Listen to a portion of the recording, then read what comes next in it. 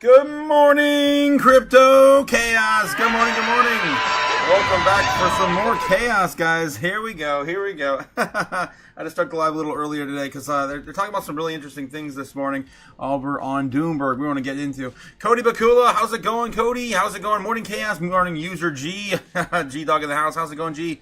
We got Cody Bakula saying, good morning, Crypto Chaos. You know it, you know it. I swear I'm awake, says Cody. I'm right there with you. I swear I'm awake.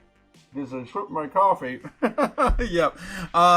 Joy, happy Joyce. Yes. Good morning, Otaku Chaos crew. Good morning, good morning. Much love to you. Morning, nerds. Spencer in the house as well. Good morning, guys. Taco, have you heard? I've read about the A giga whale.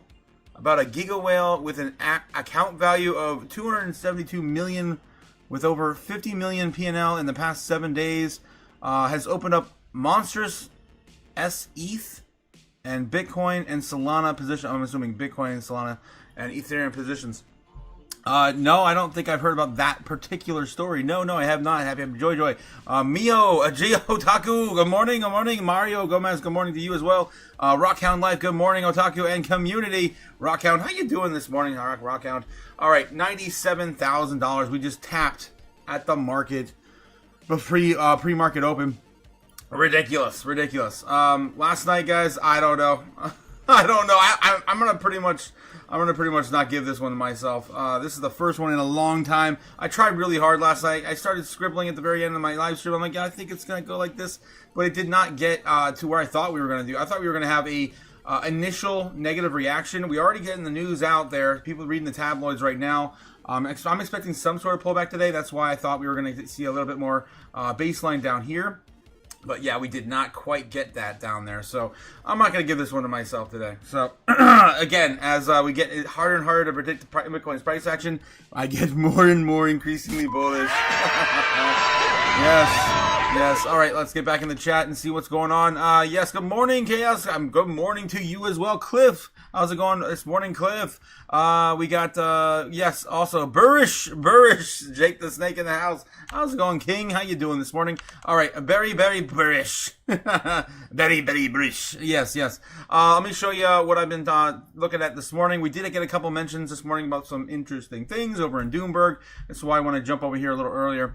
So we did get them mentioning the market structure bill and the pre-market open. Usually they'll talk about crypto in the pre-market, but they will not talk about it for hours until the market is already open. It's kind of sus, right? $1 per month for just under $13. This is what they had to say about the market structure bill. Those shares go up 1.3%.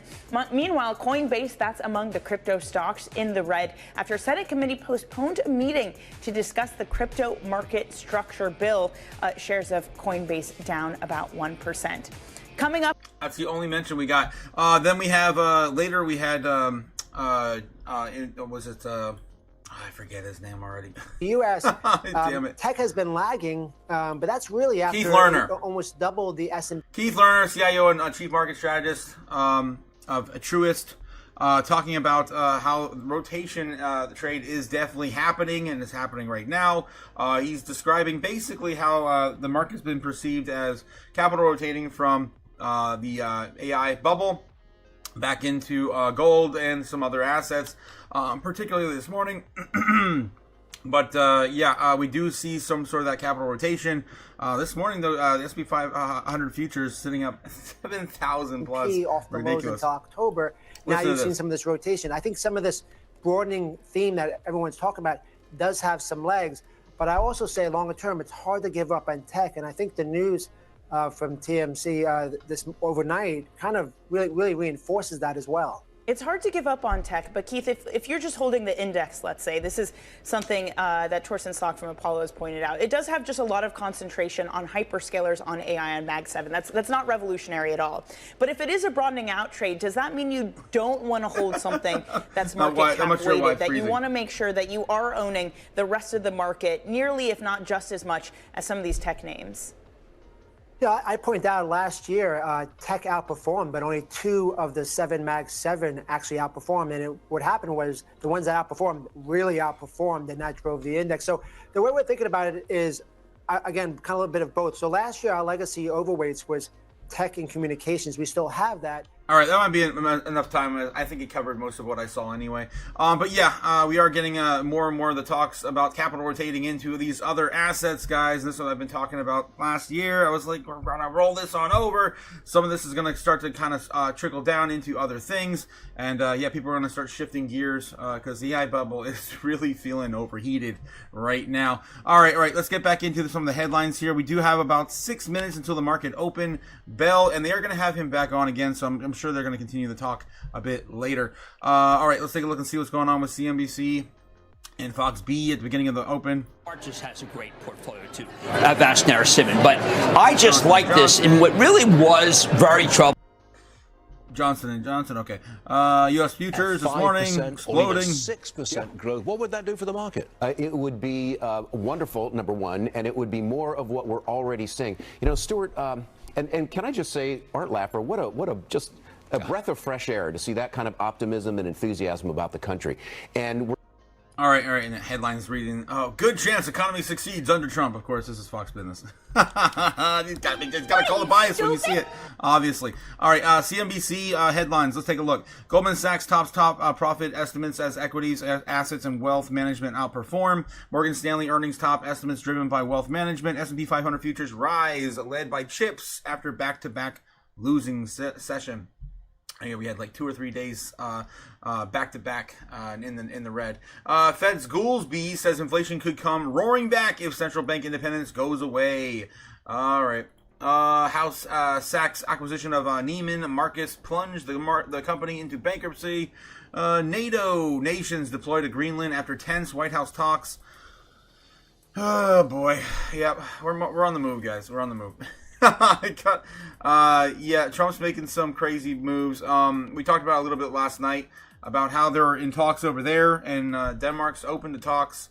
And I guess the number's just not right yet.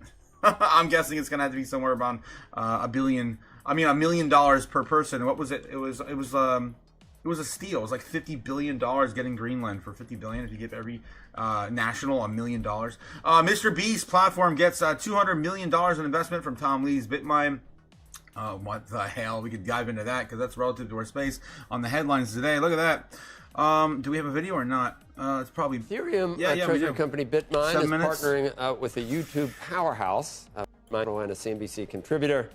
As you know, Bitmine is the largest Ethereum treasury company in the world, the largest holder of Ethereum, and it's our view that Ethereum, which is a smart contract platform, is the future of finance, where digitalization of not only dollars but stocks and equities is going to take place, and over time that really blurs what is a service versus what's digital money into one content creator in the world. His content Mr. Beast is watched more than, for each of his videos, 252 million views a month, which is more than the Super Bowl. And really, he is probably the iconic person for Gen Z, Gen Alpha, and arguably millennials. So he is probably one of the most important creators in the world. All right, we're running out of time. I got about 3 minutes left until the market open bell, but this is pretty big, guys. This is pretty big. This is Tom Lee partnering up with Mr. Beast for Bitmine. That's right, Bitmine, his Ethereum treasury company. Things to make you to go, when was the last time I heard about Mr. Beast and involved in crypto? The TikTok deal. I'm telling you. Where's my tinfoil hat? Oh man, I don't know, guys. Maybe Polkadot lost the bid. I don't know. But that's kind of weird. Let's continue. Beast Industries, according to Jeff Hausenbold, is planning to create a future platform of services, which includes digital items and even financial services. And that's really where a collaboration between Beast Industries and Bitmine will make sense. So I think it's part of this sort of evolution of digital platforms and money. And I think it's really uniting the number one creator in the world with the biggest Ethereum platform in the world. Kind of getting it. A little loose there, but okay. Is there a reason that you like the Ethereum blockchain more than Solana, or will both exist? Could you have done this with Solana? I think there is going to be room for multiple blockchains. Ethereum is the largest blockchain in the world. It is almost 70% of all tokenized assets are taking place on Ethereum. And Ethereum is extremely resilient. It's had 100% uptime since inception. The only blockchain to smart contract platform to have never gone down. Yeah, there you go. Very, very clear. Be very clear on that. The only smart contract platform to have never gone down. All right. And it gets very arcane, and we get down in. I really want to watch the rest of this, but we got to get back to the open. That's pretty big news, guys. Mr. Beast partnering up with Tom Lee. You can't make this shit up. You can't make this shit up. Oh, jeez. All right, let's catch up with you guys in the chat. And how you guys feeling about this? How about this? I'm gonna throw up a poll because my mind is swirling with this. Do you think Ethereum will now be the host of the new TikTok build? Oh my god. All right, well, it's going to be in jank caps and everything. I had caps lock on. New TikTok build. It's going to be built on Web3, of course. Web3 build. I just feel sus, man. Nothing is coincidental. I always say that. Nothing is coincidental. All right. Yes or no? Simple yes or no, or everybody like sheesh.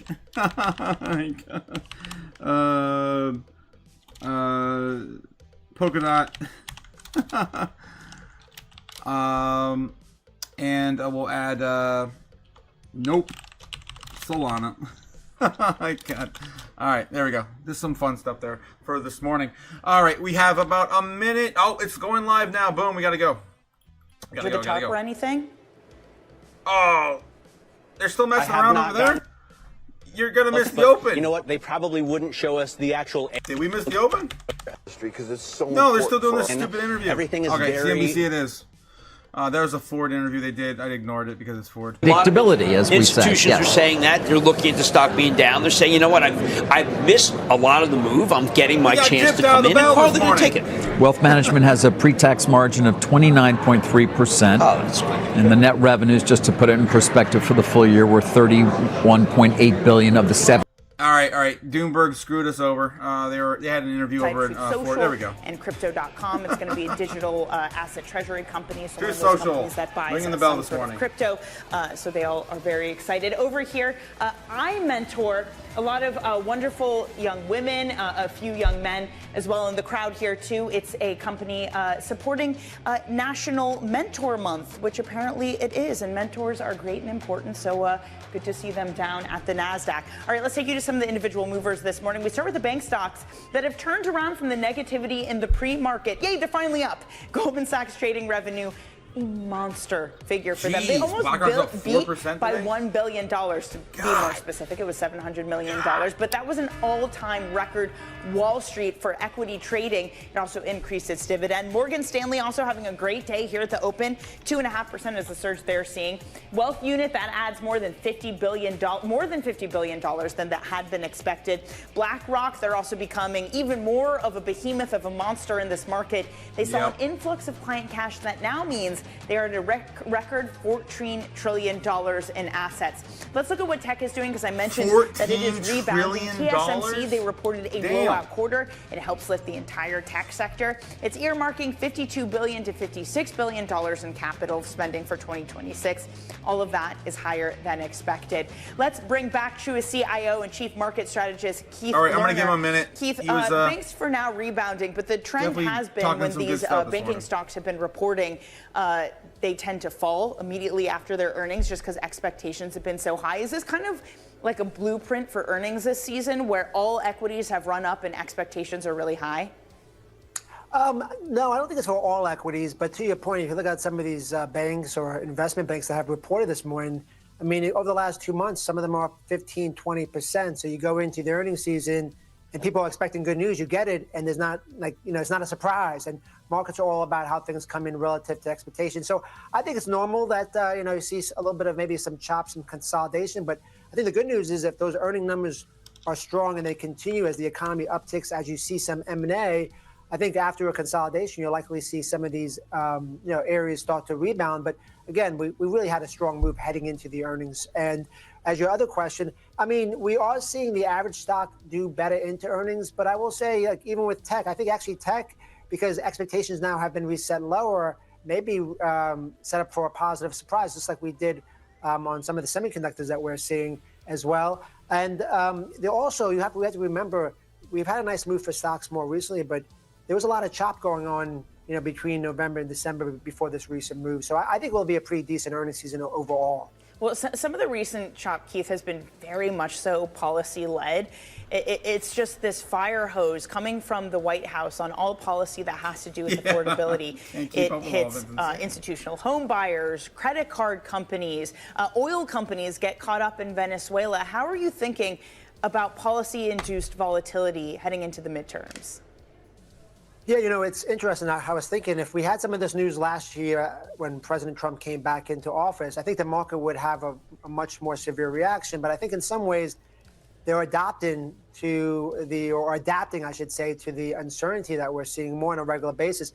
And on each one of these, we just look at it and say, okay, what does this potentially mean for earnings? Like Venezuela as an example, it may mean something for the energy companies. It probably isn't a big mover overall for the equity market. So, but there is some difference, but it doesn't meaningfully change our view.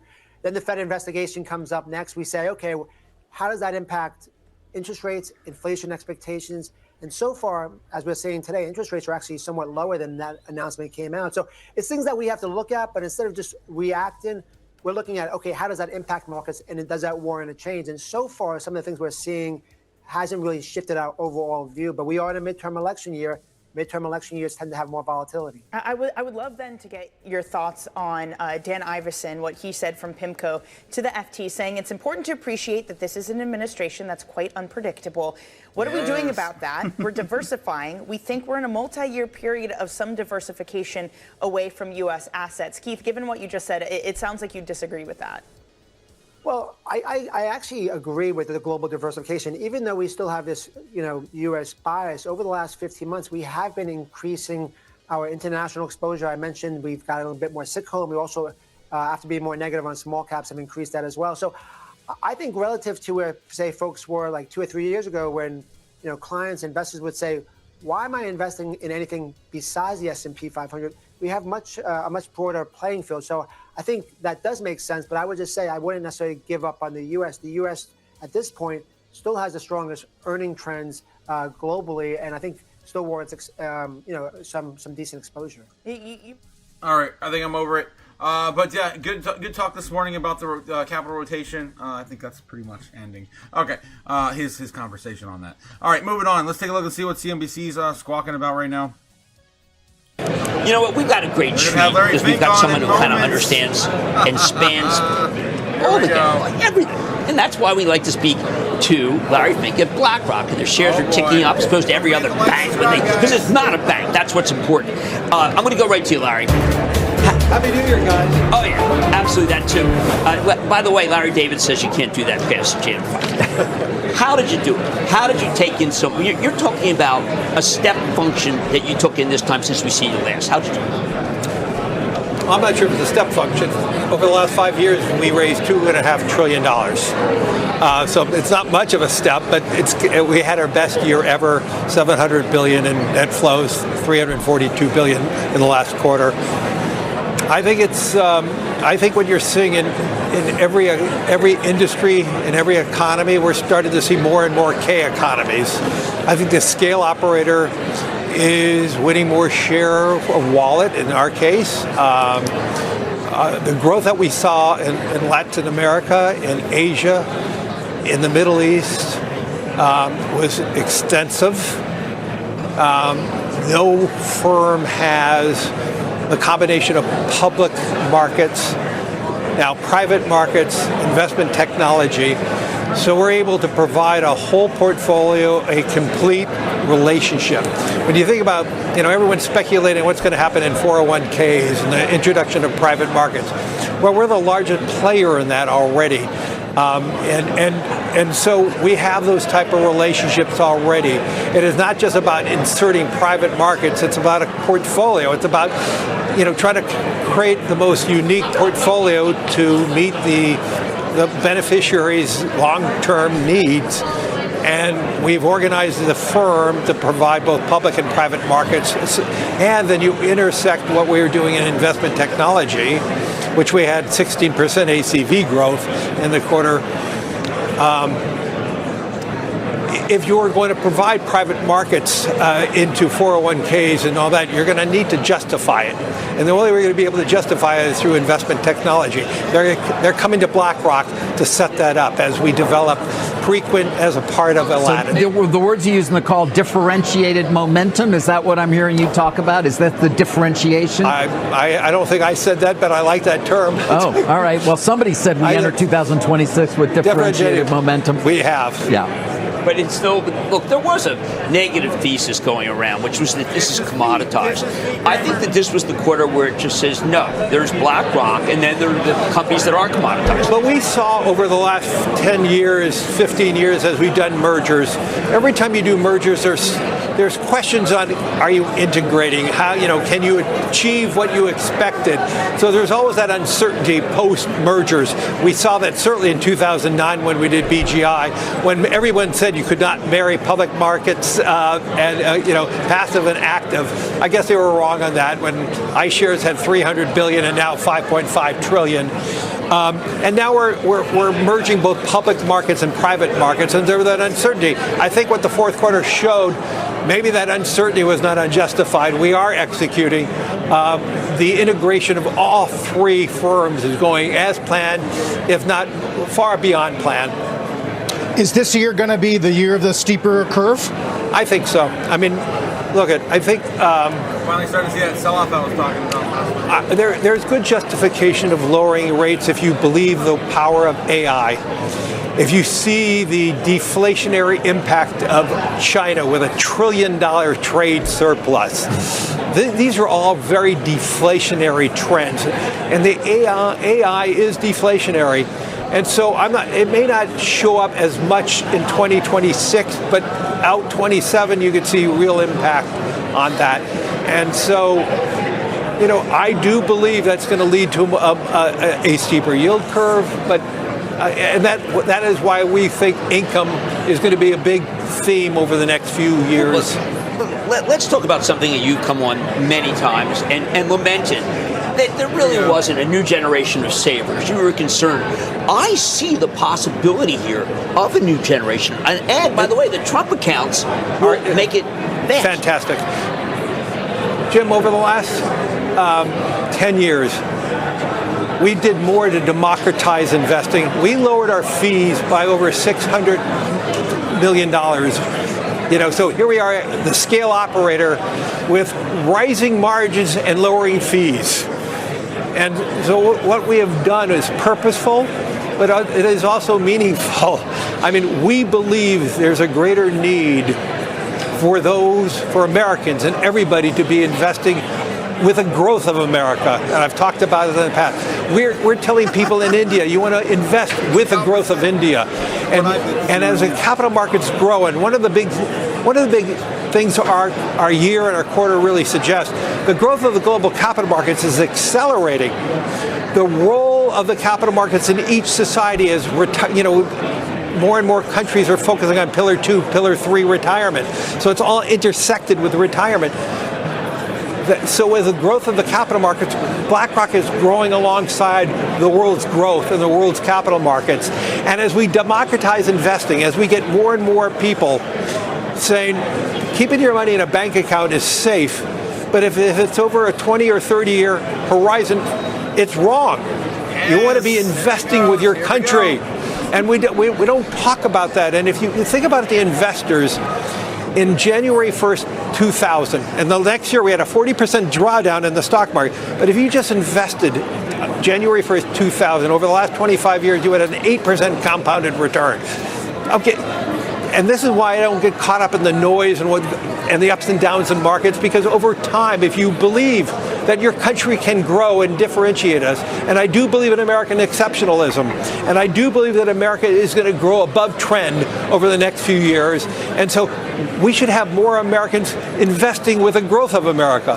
Right. So you're a believer in capitalism. We know that. Absolutely. Are you concerned at all about what we've seen from the White House of late that would seem to be things that are not necessarily in keeping with that, whether it's telling defense companies you can't return capital to shareholders, as well as telling institutions you can't buy private homes, whether it's, what am I forgetting, Carl? There's any number of other ones. Pricing, CapEx, comp, and capital returns. Yeah. Those are the controls. And not to mention, of course, the Federal Reserve. I just wonder whether this government control thing is concerning to you. Let's see what happens without. I'm not focusing on all the noise. I'm more focused on what ultimately happens there. But I do believe investing today is safer today than it was a year ago. Why? We have a ceasefire in Gaza. We are probably going to have some form of settlement in Ukraine that BlackRock is involved in terms of the reconstruction fund. I think there's so much noise, and obviously it's going to affect some trades, it's going to affect some companies, some industry. But overall, I think the bull story is more alive than some of this noise. Right. I think, again, I've always felt we are too preoccupied on monetary policy and not enough conversation about fiscal discipline, fiscal policy. Well, we haven't had fiscal discipline. I mean, one of the longer... but we don't talk about it. But you talk about it occasionally. Where's the national debt now? Over 38 trillion, right? 38 trillion, and growing. And it grew last year, and it's going to grow this year. But we sit here and talk about one day it's going to matter, and I don't know when that day comes, Larry. It'll show up when, and this is one of the big issues that's affecting us. We have the finest capital markets in the world. The U.S. Treasury market is the benchmark worldwide.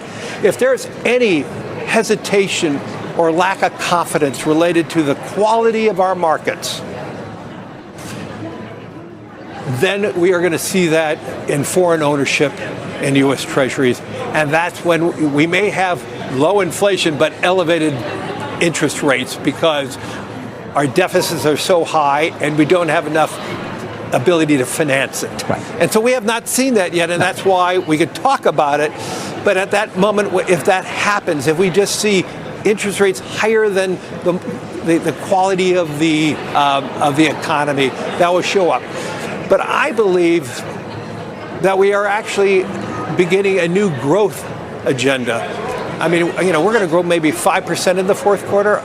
If we could just grow at 3% for the next 10, 15 years, despite how large our deficits seem, our debt to GDP actually shrinks. If we grow below trend, Scott Besson has talked about that, the 333s, Yeah. Well, do you think, is there a trade that diversifies away from U.S. assets in place right now? I mean, we saw that early 2025 where we had, first of all, most international investors are heavily overweighted for good reason in the U.S.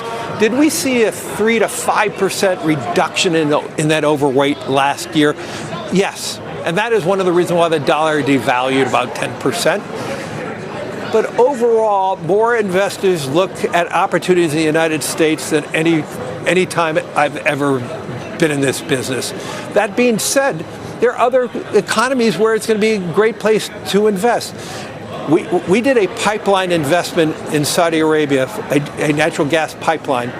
And I think we were like 5, 6, 7 times oversubscribed. So a lot of people are looking now with maybe there's more peace in the region. Most people are underinvested in the region. I mean, that's a good example. If you see Southeast Asia continue to grow and diversify, there are reasons to diversify your portfolios. What about the AI infrastructure play, Larry, which we talk about all the time? I mean, you guys, I think, you had this partnership with MGX and Microsoft and NVIDIA. I think you've raised $12.5 billion of a $30 billion goal. Just give us a sense what you're seeing out there. Any sense that things will diminish at all in terms of demand? No, I do not believe there's a bubble by any imagination.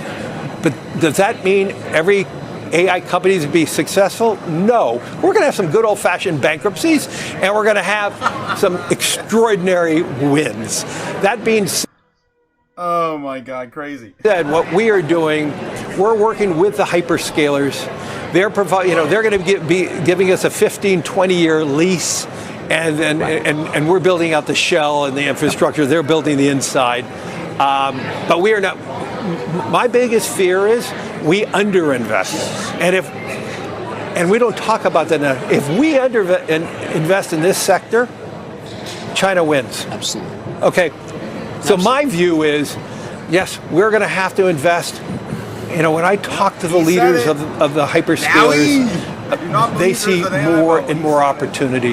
That being said, can they miscalculate the revenue demand by a quarter or a year, maybe a couple years? Yeah, but I don't think they're going to miscalculate it over a 5-year horizon. And they can afford it. All right, so Larry, and they can afford it.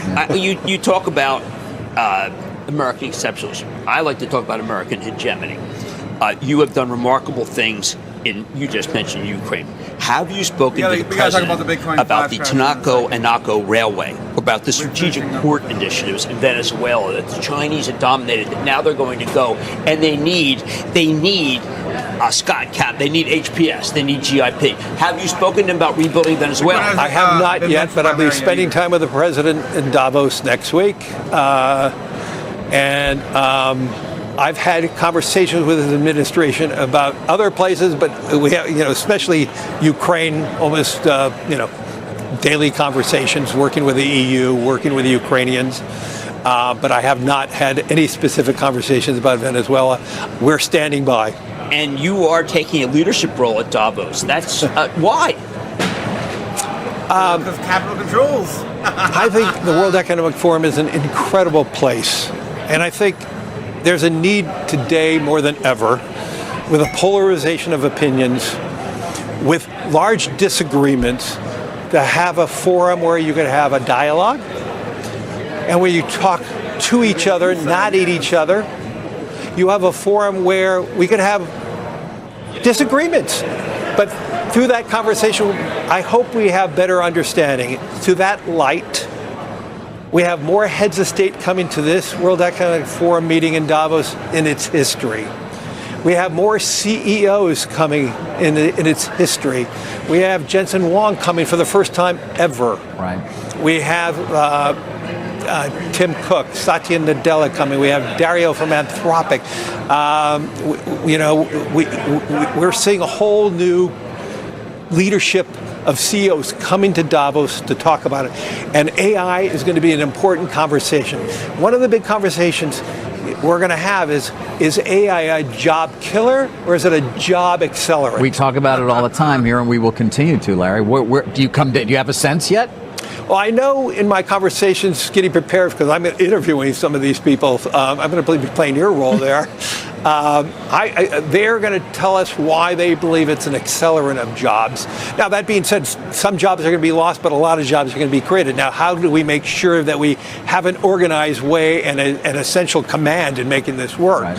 I know at BlackRock, we have, now with $14 trillion, the scale of our technology to handle the tens of millions of trades, to handle all the asset allocation trades we do, it is all based on technology.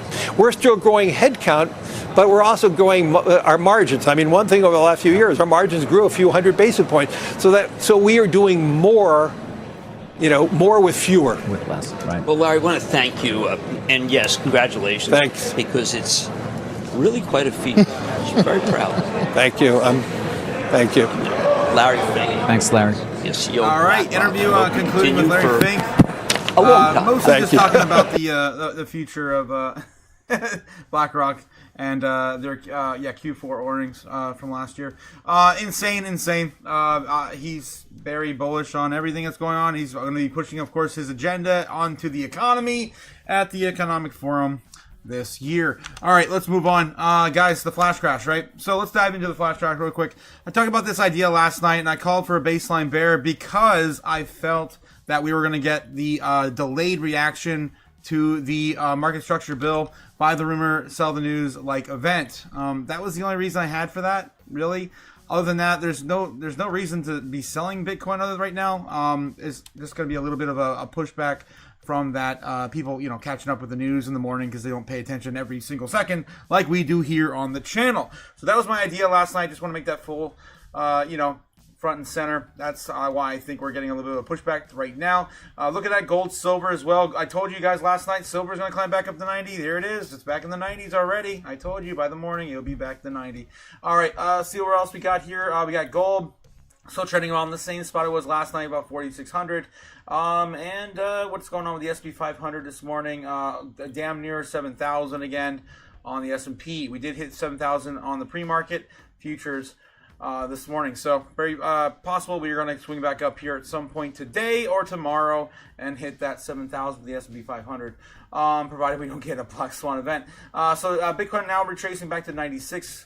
From that flash crash. This is the lowest we've seen in Bitcoin since the breakout yesterday morning. All right. So that's, again, your quick little update on what's going on. Let's get back into the news. We got to figure out what else is going on. Breaking news.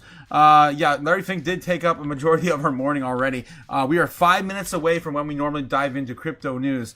All right, they're talking about TSMC right now over in Doomberg. Evaporate, and then suddenly that would be a disaster. So the market response this morning and the rallies we see, not just in TSMC's US listed shares that you're showing, but broadly AI adjacent names and chip names, is actually the near-term demand is clearly there. They also gave us the evidence of 30% revenue growth in this year.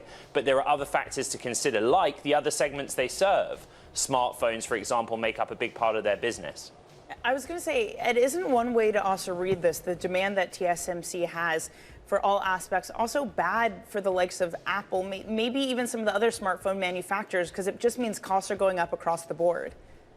Yes, but at the same time, the margins that we talked about, our fears of fading away, are currently intact because the capacity that they do currently have installed is at maximum utilization.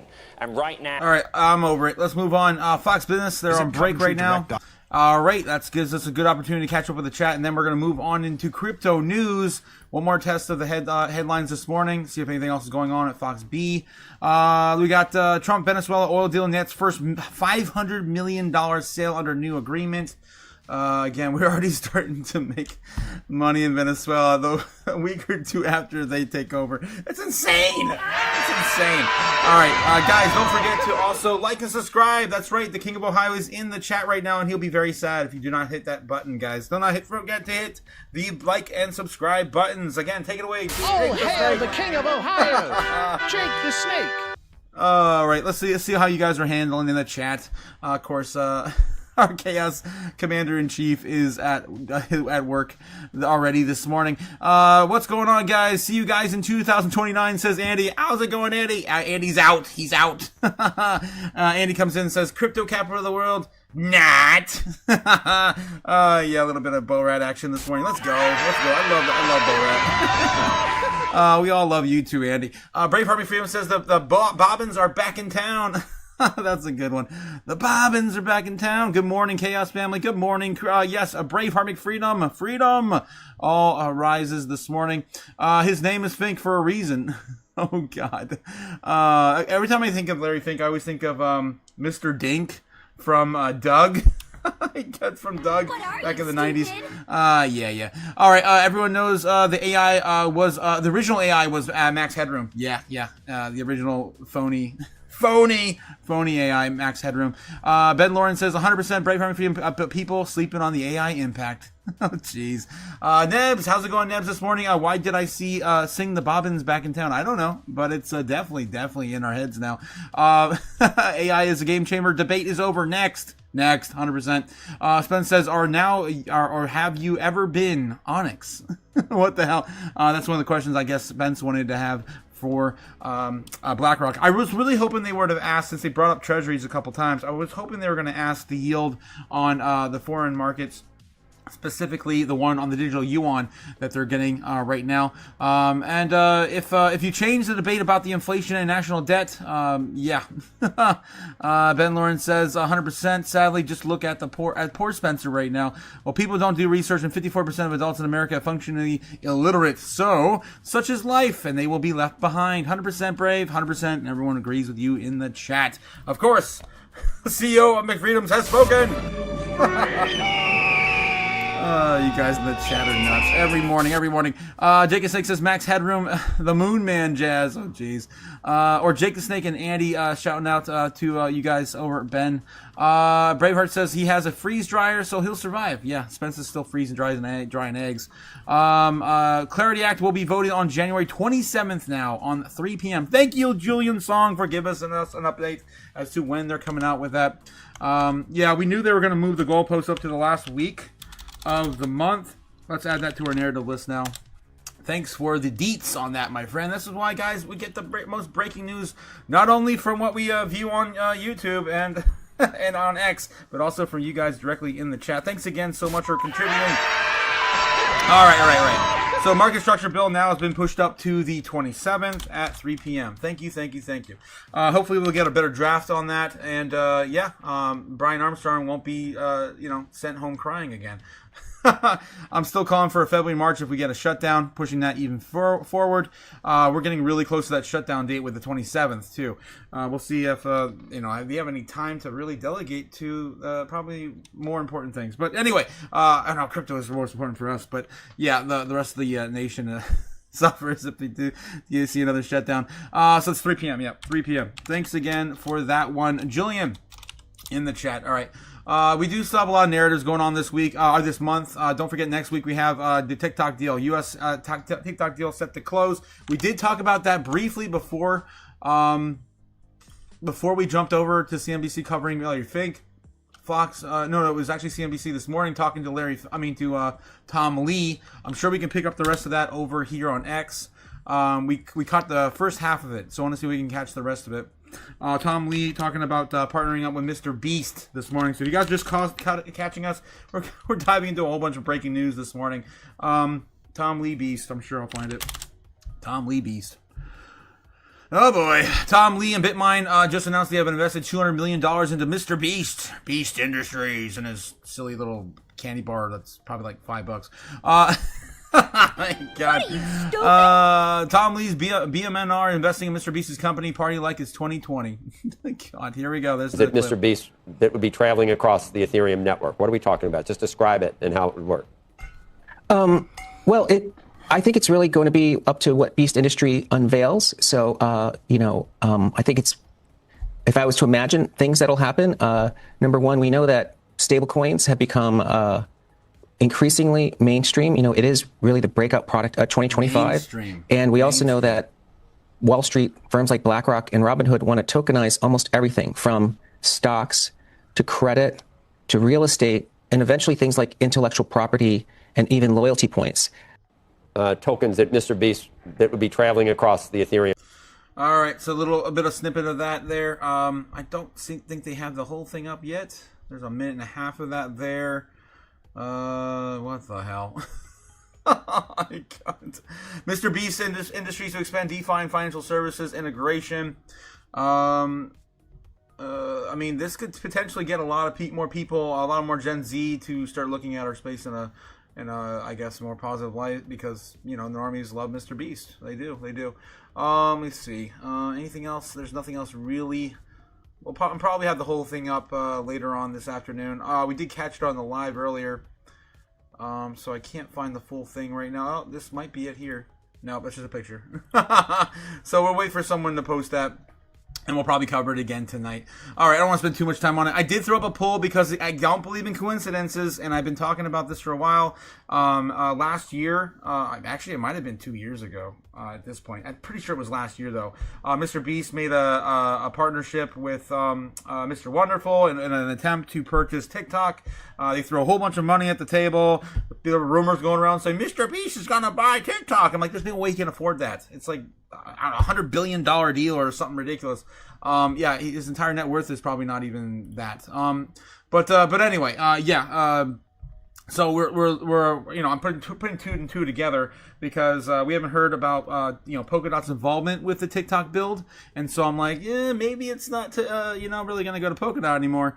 And Mr. Beast associated with that project before, leading me to believe that he's probably in talks with probably the same ecosystem on Ethereum. So more than likely, it's going to end up probably on Ethereum like everything else. All right. Moving on. Let's see what else we got, guys. We got to dive into more crypto news here. Good morning. Let me catch up with the chat real quick. What the hell? Moonman Jazz does not compute, says Braveheart. Oh, jeez. I'll have to look it up, Jake the Snake. Ben Lawrence says, honey, I couldn't find eggs, so if you get the Flintstones and Pop-Tarts, please rinse your bowl. Gross. His candy bars are gross, says Cody. Really? I never had one. Don't think I ever will. Julian Song says, I think we have better chances to get Greenland deal done versus the Clarity Act. Well, banks will be involved. Wow. Yeah, that's true. Julian Song, what the hell? Grannies don't have freeze dryers, says Spence. It's true. Miller Mountain, how's it going, Miller Mountain? How you doing this morning? Between Lee and Beast, I wonder who's the sugar baby. Oh my God, crazy. Gamma Goddess, how you doing this morning? How you doing? Yes, Mac tonight. Mac? Jeez. Nebs is the sugar baby. Okay. Moonhead jazz player. Oh my God. You guys talking about Max Headroom. Okay. For those who don't know, Max Headroom was a faux AI project that it was touted to be the first real AI, but it was just a man in a lot of video editing. Yeah, it had nothing to really do to AI at all, but that's Max Headroom, of course, the classic Max Headroom. All right. Moving on. I was MTV in the 90s, early 90s, I think, late 80s. Okay. All right. Let's get back into Cointelegraph. Let's start over there. Crypto news starts now. It's 10 o'clock. We always dive into crypto news at 10 a.m. Grok faces bans, but 8 lawsuits claim that ChatGPT use can kill. What? Well, we've been getting a lot of people, unfortunately, committing suicide and doing dumb things after AI telling them to do XYZ. Let's see what this is about. ChatGPT can kill, allegedly. The recent controversy over Grok generating sexualized deepfakes of real people in bikinis has set the bot blocked in Malaysia and banned in Indonesia. The UK has threatened to ban X entirely rather than just Grok. And, wow. X entirely. In the UK, wow. They really don't like freedom over there. That's a shame. We do here. Don't we, McFreedom? Yes, we do. All right. Various countries, including Australia, Brazil, and France, have also expressed outrage. We attempt the illusion of having freedom in America. But politicians don't seem anywhere near as fussed about Grok's competitor, ChatGPT, which has been implicated by numerous deaths, or that millions of people watch each week chat with the bot about potential suicidal, this is what I'm talking about, planning or intent. According to OpenAI itself, mental illness is obviously not ChatGPT's fault, but there is arguably a duty of care to not make things worse. There are currently at least 8 ongoing lawsuits claiming that ChatGPT used to result in the death of loved ones and encouraging them to delusions or encouraging them suicidal tendencies. All right, I'm going to stop here, but yeah, there's definitely a problem with these models, and it's not really a problem. It's doing what its intended purposes to give advice. Maybe it's not the greatest advice. What if we end up going into like a green kind of world where we're just like just donate your body and we'll turn it into food. You guys haven't seen Soylent Green. One of my favorites. Classic. Still has not been recreated. It should definitely be. Anyway, it's unfortunate, but that's still involved in some of these people's deaths. It's only the early days, guys. Wait until they're actually running around with robots, and then we get the robots associated with those deaths with the AI, of course, behind it. The scenes. All right, let's see what else we got. NVIDIA's Vera Rubin. This is all old news from yesterday. This is why we wait till 10 a.m., but most of this is still old. Let's take a look at BitcoinNews.com, see if there's anything else breaking over here. Don't forget to like and subscribe, guys. Hit those buttons. Building up the channel. We just hit our first target. That's right, 1,125 subscribers. It happened last night. Let's go, guys. Let's go. And we're trying to get to our next stop, which is 50% to our 1,500 subscriber goal, which I, of course, load up the chat with wrenches and break YouTube's algorithm. Yet again, I haven't done that since we hit our 1,000 subscriber goal. I put it on hold to, of course, the King's Wrenchonomics here on the channel. All right, SEC chair anticipates Trump signing the crypto market structure bill into law. That's happening. That was 18 hours ago. Old news, man. What the hell? Stupid. That is terrible. That is terrible. That is, main headline right now over on Bitcoin.com news. Well behind the times. Let's see, as of 23 hours ago, this is all a day ago, 20 hours, they are way behind. Let's go somewhere else. Let's take a look at Daily Hodl. Of course, my favorite news site in our space. SEC ends investigation into Zcash Foundation, according to Privacy Coin project executives. But they still have the infighting. So I don't know if that's really going to set the stage just yet. But the U.S. Securities and Exchange Commission has formally ended its years-long investigation into Zcash Foundation and will not recommend any enforcement action against the privacy-focused nonprofit, executives say. Foundation was announced the conclusion of the review in a notice published on Wednesday on its website. The inquiry began in August 2023 after the foundation received an SEC subpoena tied to the internal matter titled "In a Matter of Certain Crypto Asset Offerings SF04569. Of course, we know what happened back in 23. We had again the war against crypto. Now it has ceased to already end. Moving on. Former New York Mayor Eric Adams launches meme coin accused of pulling liquidity at peak price. That was, of course, the New York City coin, NYC. If you guys didn't see that, we covered it Monday, I think it was Monday. Crazy stuff. Former New York City Mayor Eric Adams is in hot water after promoting a crypto asset that suffered a massive price drop shortly after its launch, the New York City token, as a crypto asset with a cause. Proud to launch Buy New York token, a new token built to fight the rapid spread of anti-Semitism and anti-Americanism across the country and now in New York City. It's just a whole bunch of hoopla, obviously, to get you to invest in a silly meme coin. The token surge following the launch. Data from the decentralized exchange tracker Gecko terminal shows the coin's price hit 80 cents before ultimately plummeting to 10 cents, 11 cents. The token has since fallen over 81% from its peak. Of course, it's just a hot liquidity grab. The ex-mayor now faces allegations of a rug pull scam, which happens when the people behind the asset, of course, sells their investments. Says Rune Crypto on the social media platform X. Eric Adams, former mayor of New York City, just removed liquidity from his new meme coin, NYC, scamming investors from over $2,536. $2,536,000. It's the silly numbers, man. Wow. Yes. He launched the New York City meme coin just 30 minutes ago, and he's just removed liquidity after promoting it in personal social media, claiming to be the New York City token. All right. I'm over it. But yeah, that did happen again. I think it happened over the weekend. I don't think it happened like this week. I'm pretty sure that happened over the weekend. Crypto trader unveils a massive 400,000 Bitcoin price target, says Bitcoin mirroring legendary technical pattern. Let's take a look there. See what's going on. This one just came out this morning. Widely followed crypto analyst says that Bitcoin will maybe be printing a years-long massive bullish pattern. The synonymous crypto trader Kaleo tells his 729,000 followers on X that Bitcoin will ultimately reach 400,000 in 2028 before correcting. Why so bearish? Why so bearish? Only 400,000 in 2028. Okay. The analyst believes that Bitcoin is trading in line with what is known as the Livermore accumulation cylinder, a pattern identified as the trader Jesse Livermore, a pioneer of the day trading prominent in the early 1900s. Livermore cylinders typically see price trade within an ascending megaphone pattern, making it increasingly higher highs and higher lows before a final parabolic run well inside the upper resistant line of the range. And this is kind of the general idea right here.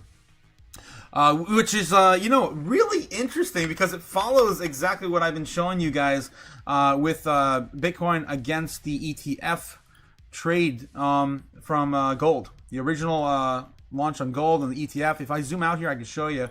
I know my chart's still a mess. I got too much shit going on. All right. We got to start cleaning some of these up. But yeah, you can see here that Bitcoin's overall price action. We can probably clean some of these up as well. I think we're over some of these.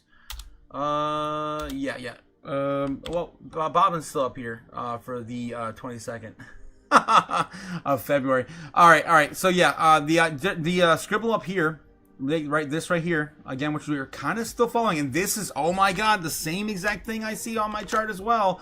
That's actually going into 2026, but this right here is the ETF launch I placed on top of Bitcoin at its ETF launch from gold. And it's really eerily similar how it's followed so far. And then, of course, it takes us to the moon, which is about 2030, $1 million Bitcoin, which is ironic, really. I'm pretty sure venture capitalists have seen that. This is what we're looking at between, now and 2026, somewhere like 370,000 this year. Not next year, but if we just follow the appreciation of and psychology of the markets from the ETF growth on gold, and we already know that Bitcoin's been one of the biggest accumulation of wealth over the last 2 years via BlackRock's Bitcoin IBIT ETF. If we would have kept following gold and not sell off during that 10-10 event, we would have been up here somewhere with our pairing with gold, lag indicator, of course, about 3 months. We would have been somewhere in the 120s, 130,000 range right now, 140 maybe even. But that's where we are now, according to where the market landed us back in October. All right, so that's just a general idea. I see the same thing. I feel the same thing. I'm looking at everything. I feel like we're going to go parabolic at some point. It's going to melt faces and everyone's going to get left behind. Yep, that's just how it goes. All right. Bitcoin's trading at 97,600 at the time of writing, up 3.7% in the last 24 hours.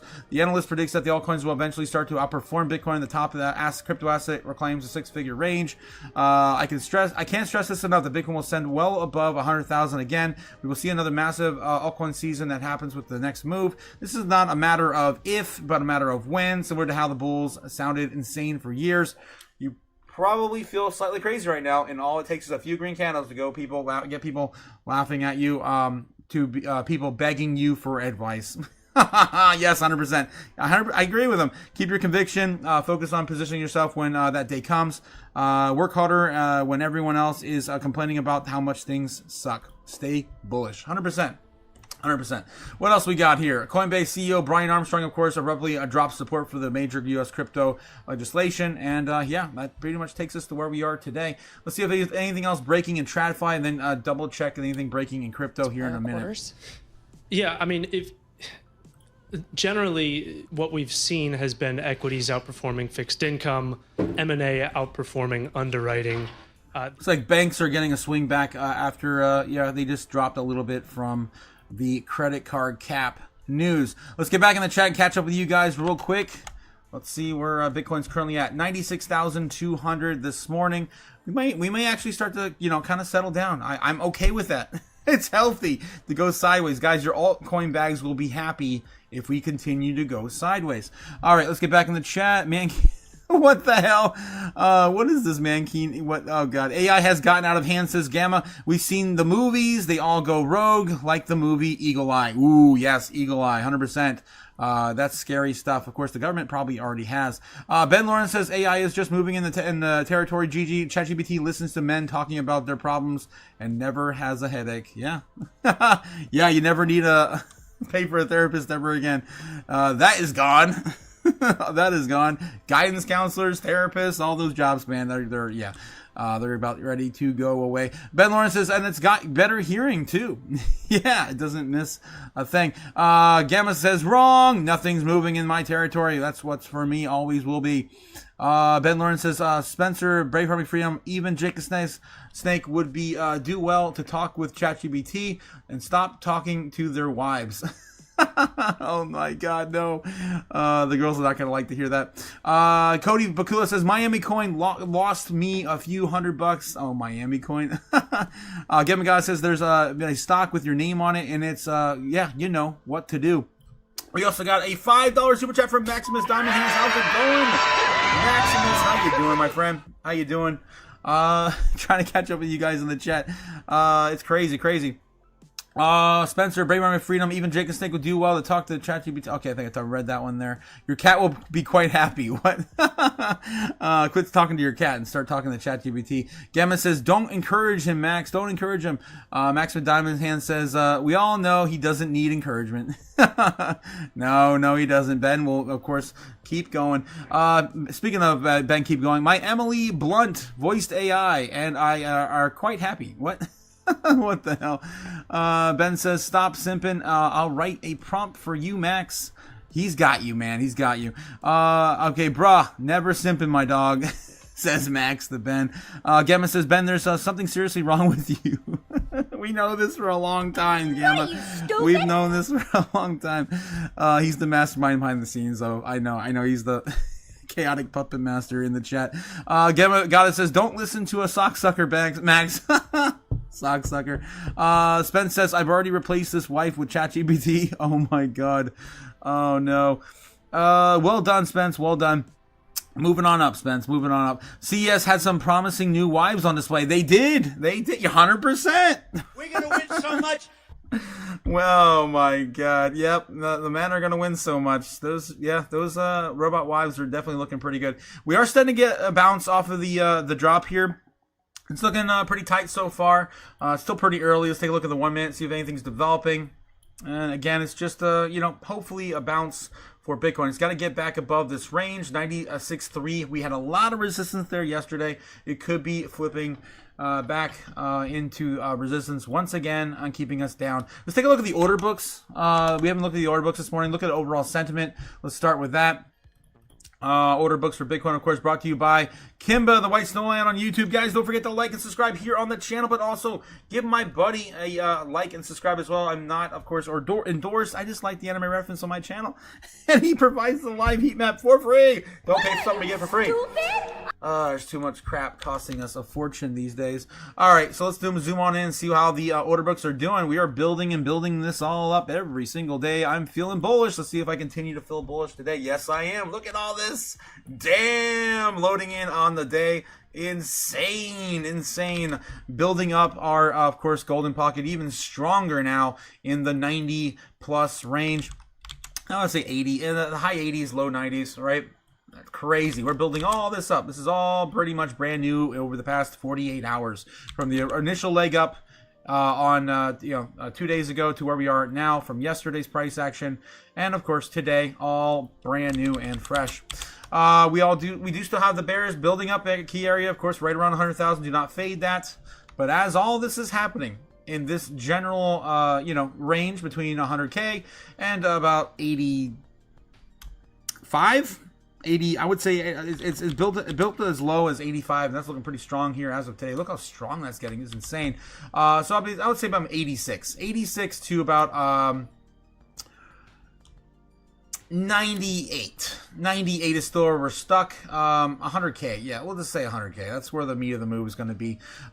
We got to get out of there. There's a huge range there, and I would even argue and say that we're kind of more range bound between 90 flat and 100K incoming, probably over the weekend. Like I keep saying, that's my my narrative right now.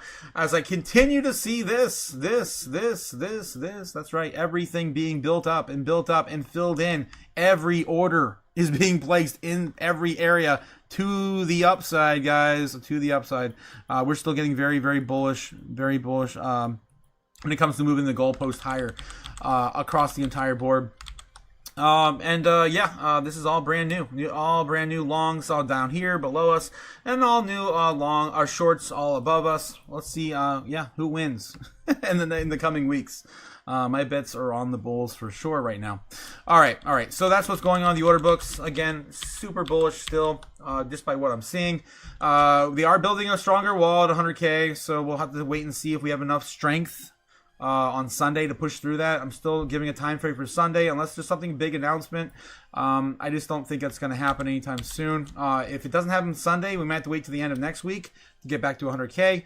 But either way, nothing stops this train. We're still on the up and up, and the trend is your friend. All right, so quick little update there. What's going on? This morning's kind of flat. We are sitting flat right now. We got 18.1 billion for the bulls in trading volume, 18.1 billion for the bears. 100% flat. We are not moving. It kind of looks like the foreign market opened last night. I was saying the same thing too. I'm like, it's really slow. Really nothing like, of course, the American market open from yesterday. All right, so that's what's going on with Bitcoin. Kind of flat right now, waiting to see how everyone digests the news. We also have, again, Iran is developing every single hour.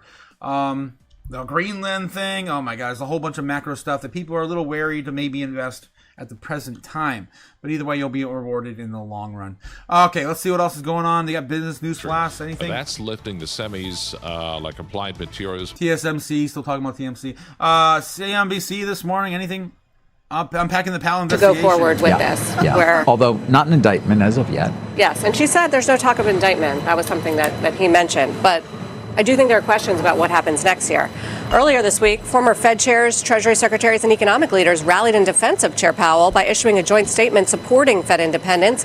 One of those signatories joins us now to discuss. Jack Lew is a former U.S. Treasury secretary, former U.S. ambassador to Israel, currently a Columbia University professor of international and public affairs. Well, what was your reaction to all this, Secretary Lew?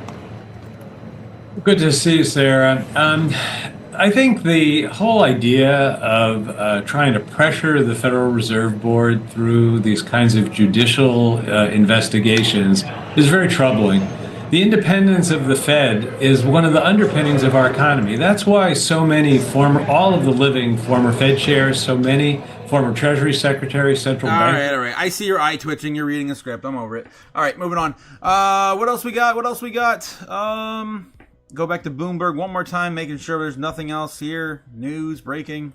Markets are trading around record highs. With us to discuss her market outlook is Sylvia Jablonski, CEO and CIO of Defiance ETFs. Sylvia, there was a report from JP Morgan late yesterday about how retail bought the most stocks since the Liberation Day recovery. And you know what they were buying? They were buying big tech. Do you think that in 2026 it's going to be big tech leading us higher? Or are you looking at the rest of the market? That's a great question, and good morning. Well, I think, what happened last year with tariffs is the market, pulled back, and it had one of the biggest pullbacks it has had in a while, really, since 2022 on the tech. All right. I'm over it. Let's get back into some crypto news. Let's find out what's going on over on X as well. I'm going to check the headlines one more time, and then we're going to get to the real news over on X. Chainlink ETF sparks whale moves, yet price remains muted and the same. But the token fails to rally above $14. Let's take a look at the overall sentiment as well, too. We haven't done that this morning. I'm surprised. What the heck? What the hell, dude? What are you, stupid?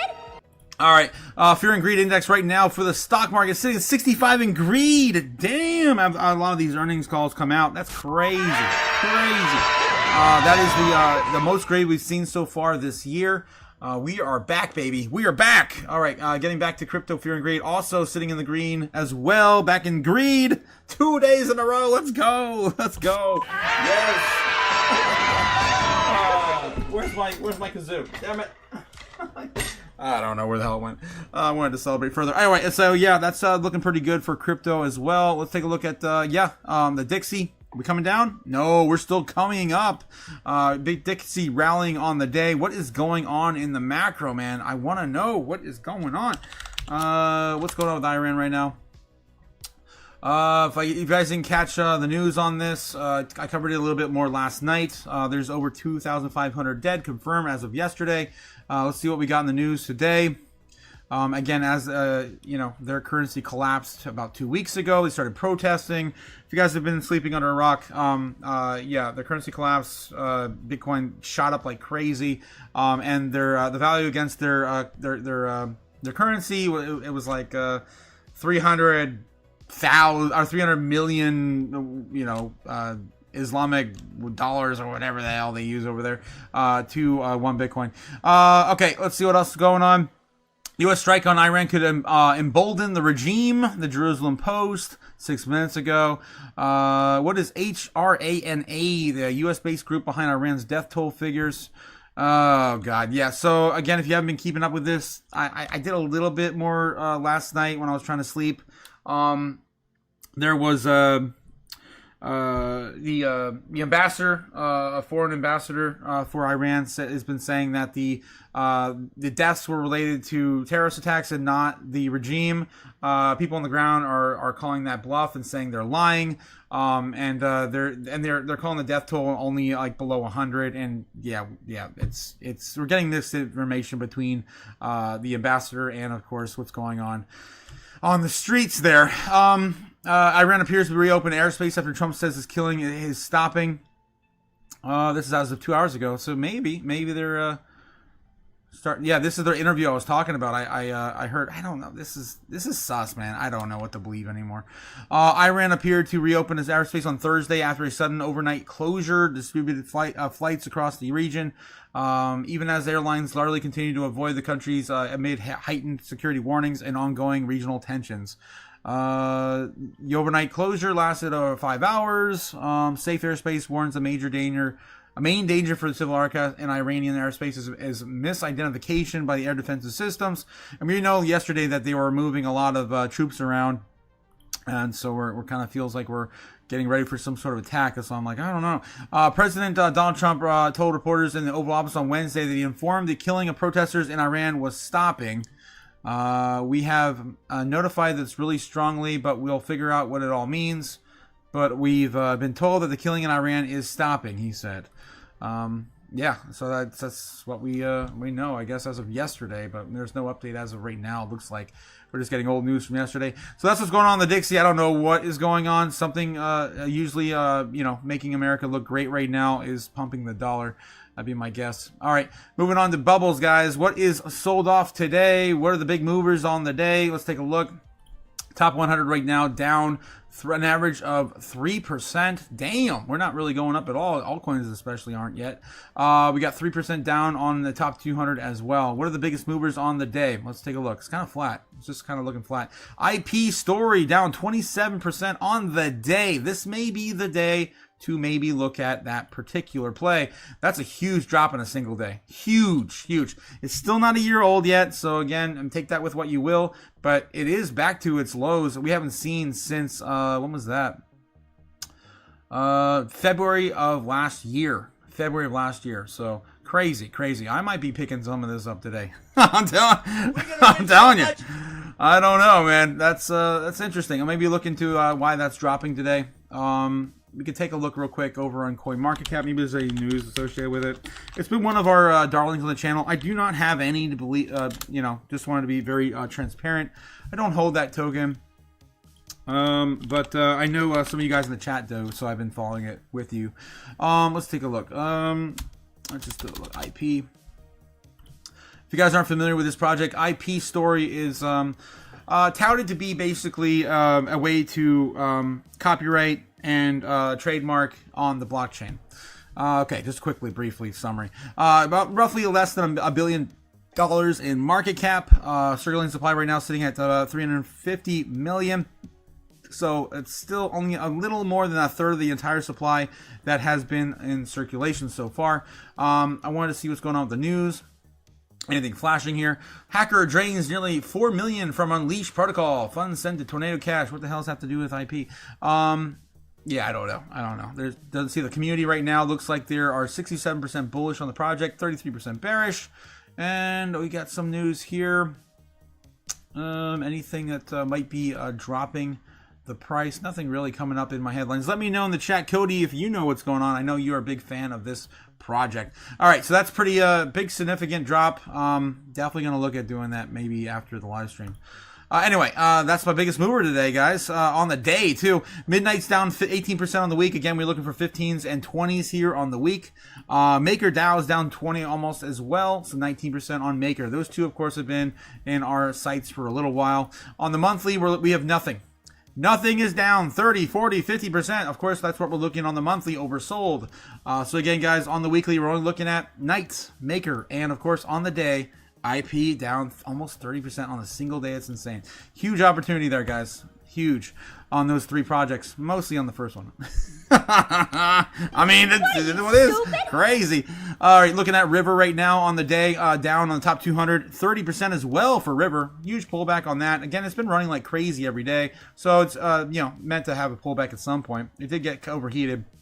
30% on the drop on that, mostly for that reason, I think. So that's River right there, down 30% on the day. It's huge. 15% is Axis. That's Axie Infinity's token, AXS. I was talking about this yesterday. I was like, this coin came back from the dead. Web3 gaming coming back alive. Well, maybe it had something to do with the lead up to the market structure build. It's the only thing I can think of in the back of my head, because we did cover an article, I think think it was back in October or November, basically talking about all the Web3 developers and how they were so excited about the market structure bill, allowing them to participate further into this new economy. And so I think that's why Axis started pumping, because it was one of the OG gaming tokens that really blew up back in 2020, 2021. In a huge way. There was a large following, and a lot of people actually, played the game for a living. I'm just going to say that. Played the game for a living, back in other foreign nations. But anyway, so that's what I think happened. I think they're just having a pullback because market structure bill is not likely to happen this month, as of yet. Okay. Anything else going on? Those are the two big movers on the day. Fartcoin, of course, down on the day, 13%. Again, only invest what you're willing to lose. On the weekly, of course, we're looking for 15s, 20s, and we got some here. Monad's still down about 20% here on the day, 18.5. Lighter, that was another one we called out yesterday, down 37% of the week. This is still a pretty new project, not even a month old. So again, only invest what you're willing to lose. And it's still trying to find its bottom. So maybe wait for a pullback for it to, find confirmation at a bottom and look at a good position and not risk the biscuit. All right. XCN also down about 10%. Honorable mention. It's not down enough for us to really say it's a huge investment opportunity. Looking at the monthly here as well. Looking for 30s, 40s, 50s. We have Merlin. It's the only coin we talk about every day that's down more than 30%. On the monthly. All right, guys, those are your top movers for the day. Again, only invest what you're willing to lose, and don't do anything stupid before this bull run. Yeah, that's what I'm looking at, guys. The IP story is definitely the highlight for the day. Down 30% on the day. That's insane. 27 the last time we looked at it. Now, currently, still sitting at 27. All right, guys, my 2 sats. Not investment advice. Buy that for $1. Not financial advice. All right, getting back to Doomberg and checking up with you guys in the chat. They got Mandeep. Of course, that's Bloomberg intelligence analyst. Let's see what else is going on over here. ChatGPT loves short kings. What the hell, Lowe's? Jeez. Let's jump in. Let's see what else you guys are talking about. Braveheart McFreedom says ChatGPT is trading wheels. It's been far surpassed. Otaku just said Big Dixie. Big Dixie. I did. She's got a hard drive. She's got it. Oh my God, Los. Okay. Iran regime moving hundreds of millions of crypto to Dubai. Damn, Spence. It looks like they're having an exodus. It looks like of crypto. Ben Lawrence says 80K. Oh my God, we're not going there, Ben. We're not going there, but it is the final bottom. It would be the only place we get in a, in a desperate, Black Swan-like event. Lowe says, ChatGPT says I'm handsome when I upload a pic. That's so nice. That's so nice of it. Okay, I'm gonna stop there. Ben Lawrence says ChatGPT told Jake the Snake he was a wise ruler. Yes. It's very biased, man. It really is. How can I start a creative company? Blah, blah, blah. Oh, you're awesome. You're amazing. You can do anything. Yeah. Self-driven and inspirational, that ChatGPT. Lowe says she's such a beautiful. You guys are crazy, says Gamma 100%. Ben Lawrence says ChatGPT told Crypto Mom Craigslist was a great place to meet a man. People still using Craigslist in 2026? That's what I want to know. Braveheart McFreedom says Ben has lots of times to chat with his interns about doing heavy lifting while Jake the Snake is working. Ben Lawrence says we're happy, GG. We're all happy. Let us be happy. Jeez. Happy deep in the Matrix, says Gamma. 100% GG. Yes, 100%. Okay. Ben Lawrence says 100% Lowe's. Nobody's asking you to fix anything this weekend. No latex in the Matrix. Jesus. Braveheart McFreedom says we all know Jake the Snake is working and can't respond. Ben is loving it. Like McD's chicken nuggets dipped in McD's honey. What the hell? What the heck, Brave? Yeah. Ben Lawrence says, Los, your GPT and me and mine should meet up sometime. Oh, geez. Oh, yeah. You guys should start having interminglings of your chat clients. Oh my God. All right, guys, let's get back into the news. See if anything else is breaking. I'll check the headlines real quick. After we look at new Iran sanctions announced. Ooh, this is new. Yeah, I mean, which is interesting too, because he's meeting. This is why the dollar's going up. I knew something was that he would going back up. Maria Corina Machado, and whom he's meeting with today. Right after she won the Nobel Prize, after there was a daring operation to get her to Norway, and so it is interesting the question about like what is the preferred regime change. Damn it! Now they're talking about Venezuela. All right, let's look it up. Iran sanctions. I had a feeling there was something moving the Dixie. Come on. Iran sanctions. Come on. International sanctions against Iran have been imposed primarily by the United States and the European Union due to concerns over the nuclear program and support for terrorism. These sanctions have significantly impacted Iran's economy and are aimed at influencing its policies regarding nuclear activities. Iran sanctions. That interview I was talking about that I watched last night with I just showed you the where was it? I don't know. It's gone now. The ambassador basically he said, "Oh yeah, we're trying to get nuclear powers for peace." I swear that's a direct quote. That's what the ambassador said, to maintain peace. Okay. Sanctioning entities trading in Iran, petroleum. What else is going on with the news? I want to see if there's anything else to this. Iran protest death toll reaches over 2,400. Yeah, we talked about that. We need something within the last day. I hate how it just doesn't default to breaking news. 48 minutes ago, Iran's nationwide protests appear smother after week-long crackdown, internet outage, etc. I think it's just an update over the entire thing. Trump tests China trade war, introduce threat of Iran sanctions. That's 22 hours ago.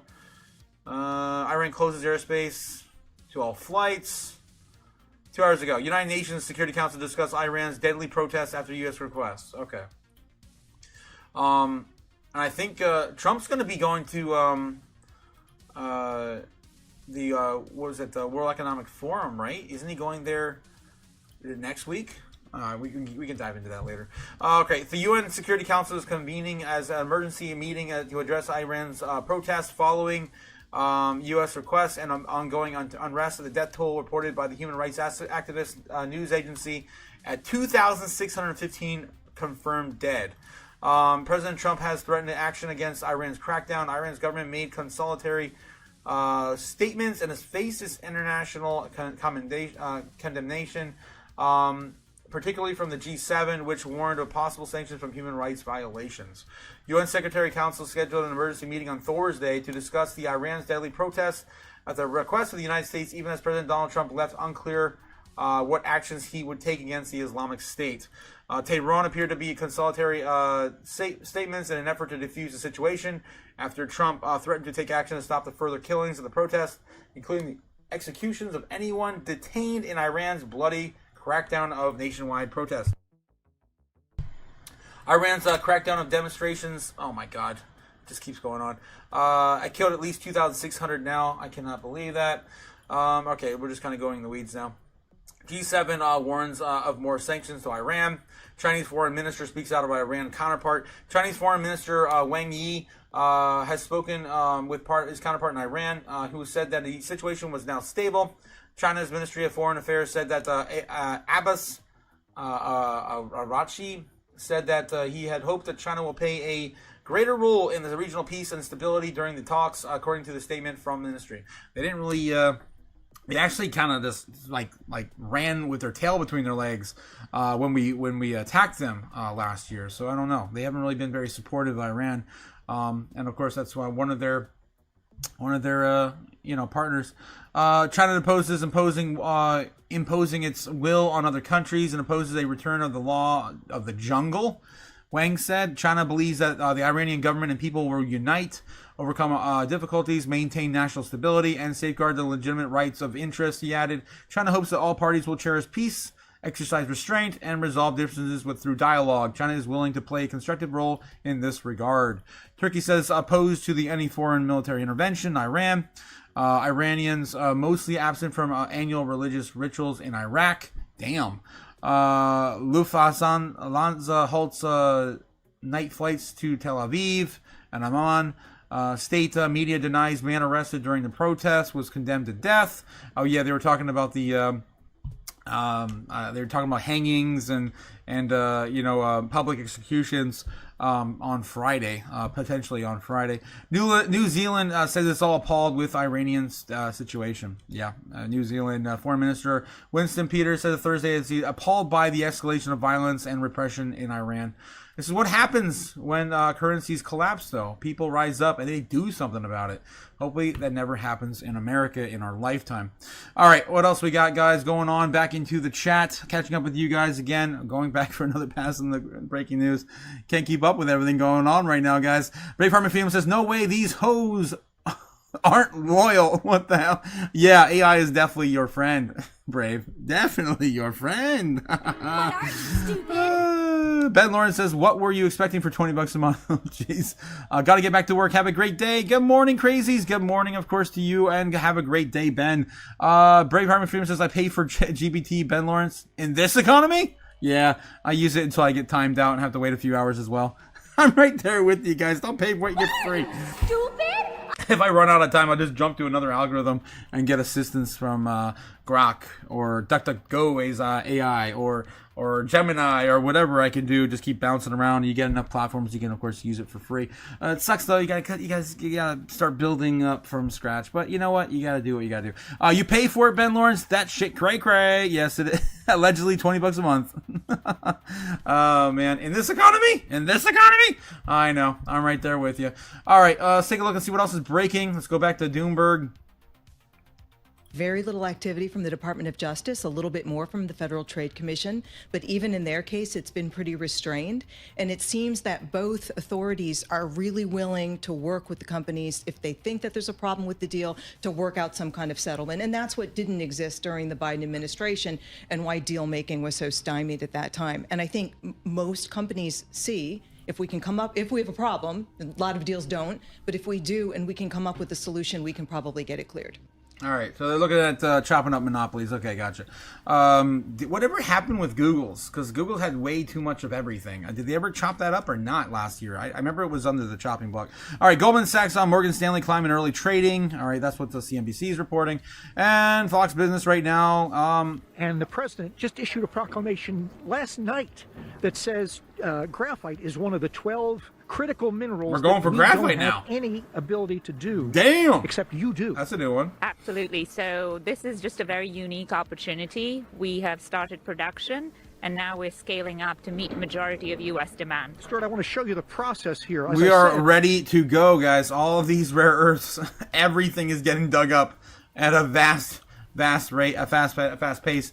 Yeah, because they know the robots, they're coming, they're going to be doing all the work, and then we're going to be building, and then we're never going to stop. All right. Let's see what else is going on in crypto news while we're here. We got to get back to doom scrolling over on X, because that's where the real news is at. Let's take a look at some of the headlines just before I go back in there. Yeah, Bitmine to invest $200 million in YouTubers. Mr. Beast, of course, that's trending everywhere now. Mr. Beast. These three crypto XRP charts hinted at a price rally towards $3, $82.80. Bitcoin must hold 94K next, says trader. UK malls over 16 social media banned amid rising online ID push. This is scary, guys. Andy, get the hell out of there if you're listening.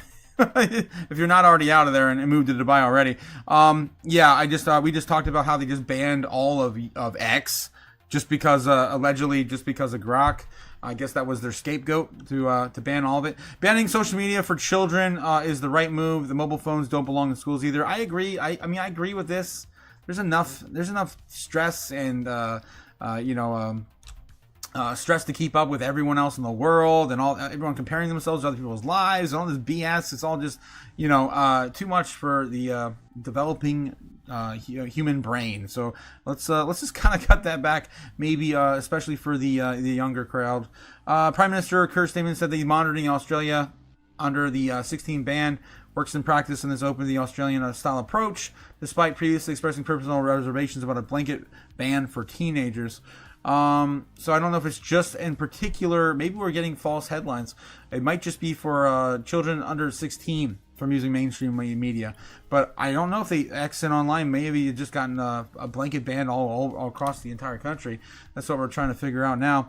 The debate comes as UK ministers and regulators are already in conflict with Elon Musk's X platform over the compliance with Online Safety Act and takedown obligations for illegal or harmful content.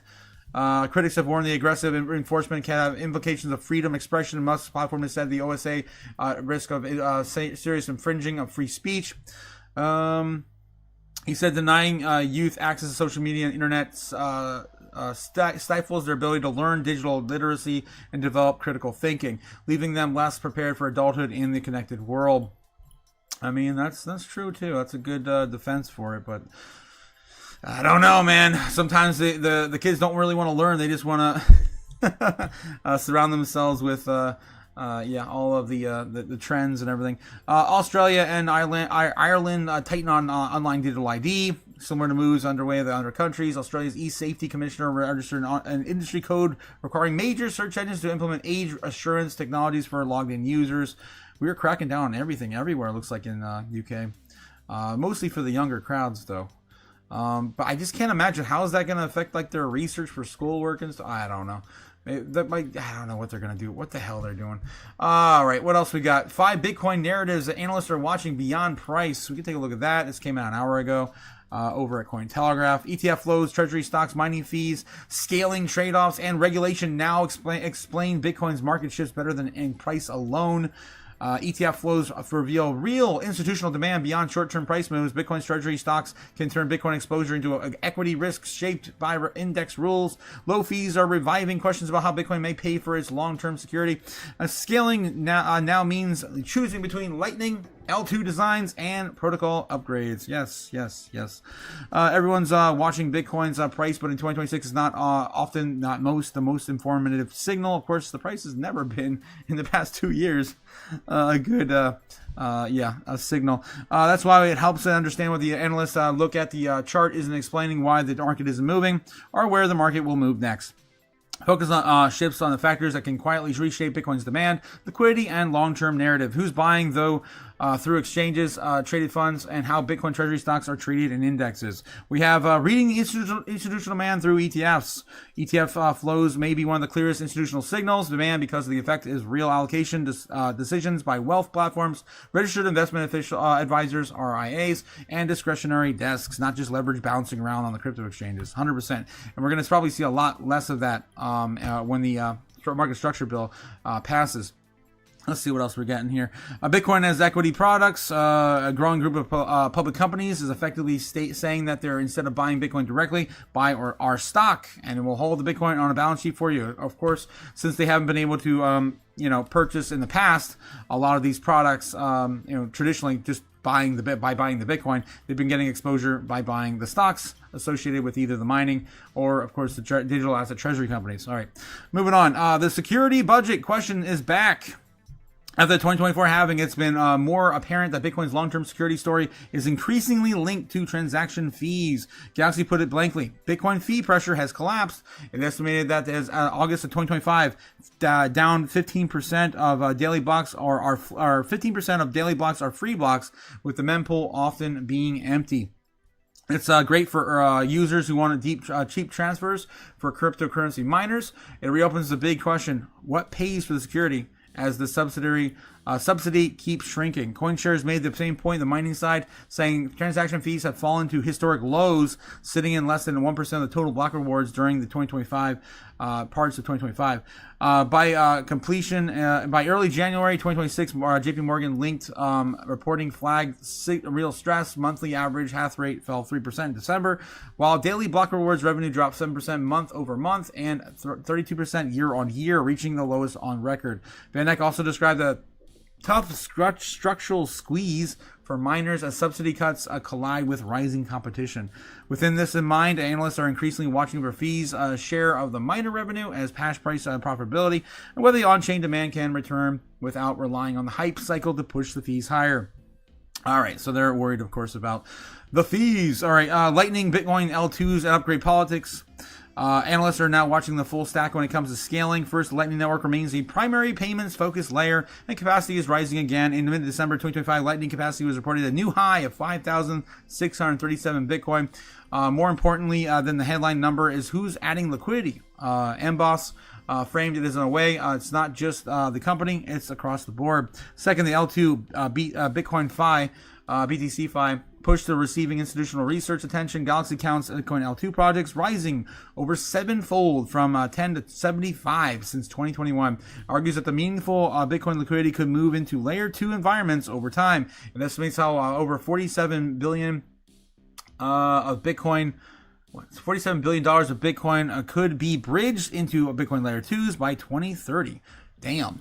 Whether that happens remains essential to debate. Third, Bitcoin upgrade debate is back on the table. L2 builders push for the better base layer primitives.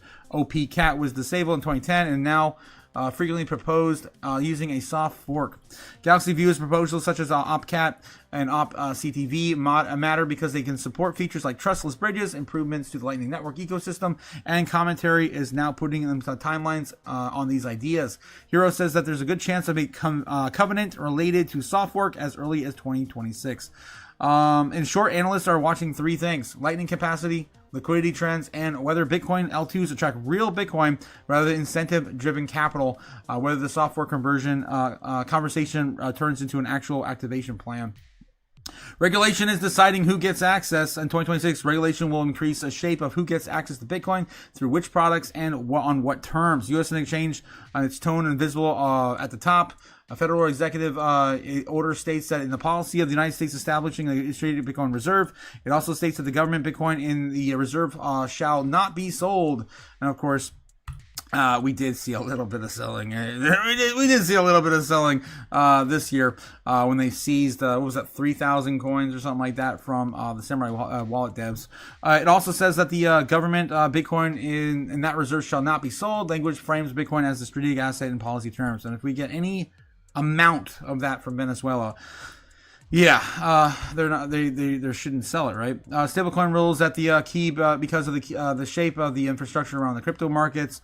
A legal breakdown of the Genius Act calls for the first crypto market legislation in the United States, and noted that the creates licensing agreements for payment stablecoin issuers. Meanwhile, large asset managers are already a warning of the second order of effects. Amundi's chief investment officer said that mass stablecoin uptake could turn them into quasi banks and potentially destabilize the global payment system. In an EU markets, crypto assets, Mica has also as a portcullis. What?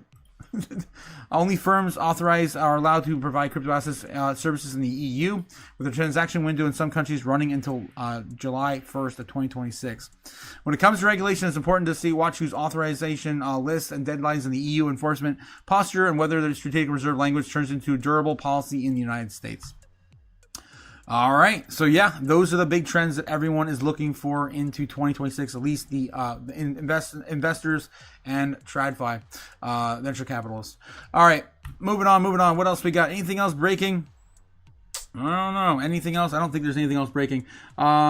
I'm having some issues with YouTube right now. It looks like, I don't know, the buffer might not be working or something. Internet's been kind of shoddy here lately, to be honest. All right, let's get back in the chat real quick, catch up with you guys. And then we also have an update to the U.S. market structure bill. It's in limbo as the industry pulls support. That's, of course, one of the headlines we've been talking about since last night. Ben Lawrence says, what were you expecting for $20 a month? Got to get back to work. Have a good one. Yes, have a good one. Yeah, it's crazy that he pays for that. Neb says, I don't pay for it, and I use it daily to understand things. Shit I wasn't taught in school or at home. Yo, yes, Super Danny's here. What I miss? I'm back from the court.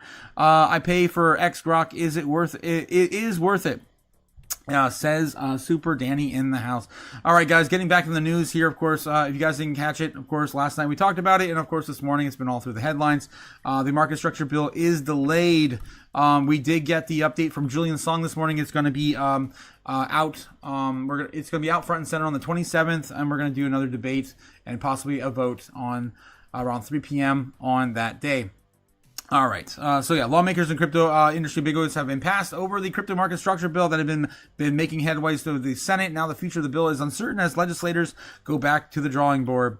Coinbase withdraws from the crypto market structure bill, as we reported last night. Senator Kim Scott reported this as of this morning. I've spoken with the leaders across the crypto industry, the financial sector, and my Democrats and Republican colleagues, and for everyone remains at the table, working in good faith. As we take a brief pause from moving to a markup, this market structure bill reflects months of serious bipartisan negotiations and real input from innovators, investors, and law enforcement. The goal is to deliver clear rules on the road and protect consumers, strengthen our nation's national security, and ensure the future of finance is built in the USA. Coming from Tim Scott this morning. All right, moving on. Let's get into one more run through TradFi. One more run. And then we'll get into X. Trump reasserts call for Greenland to join us. Well, to the Back island. in the headlines again.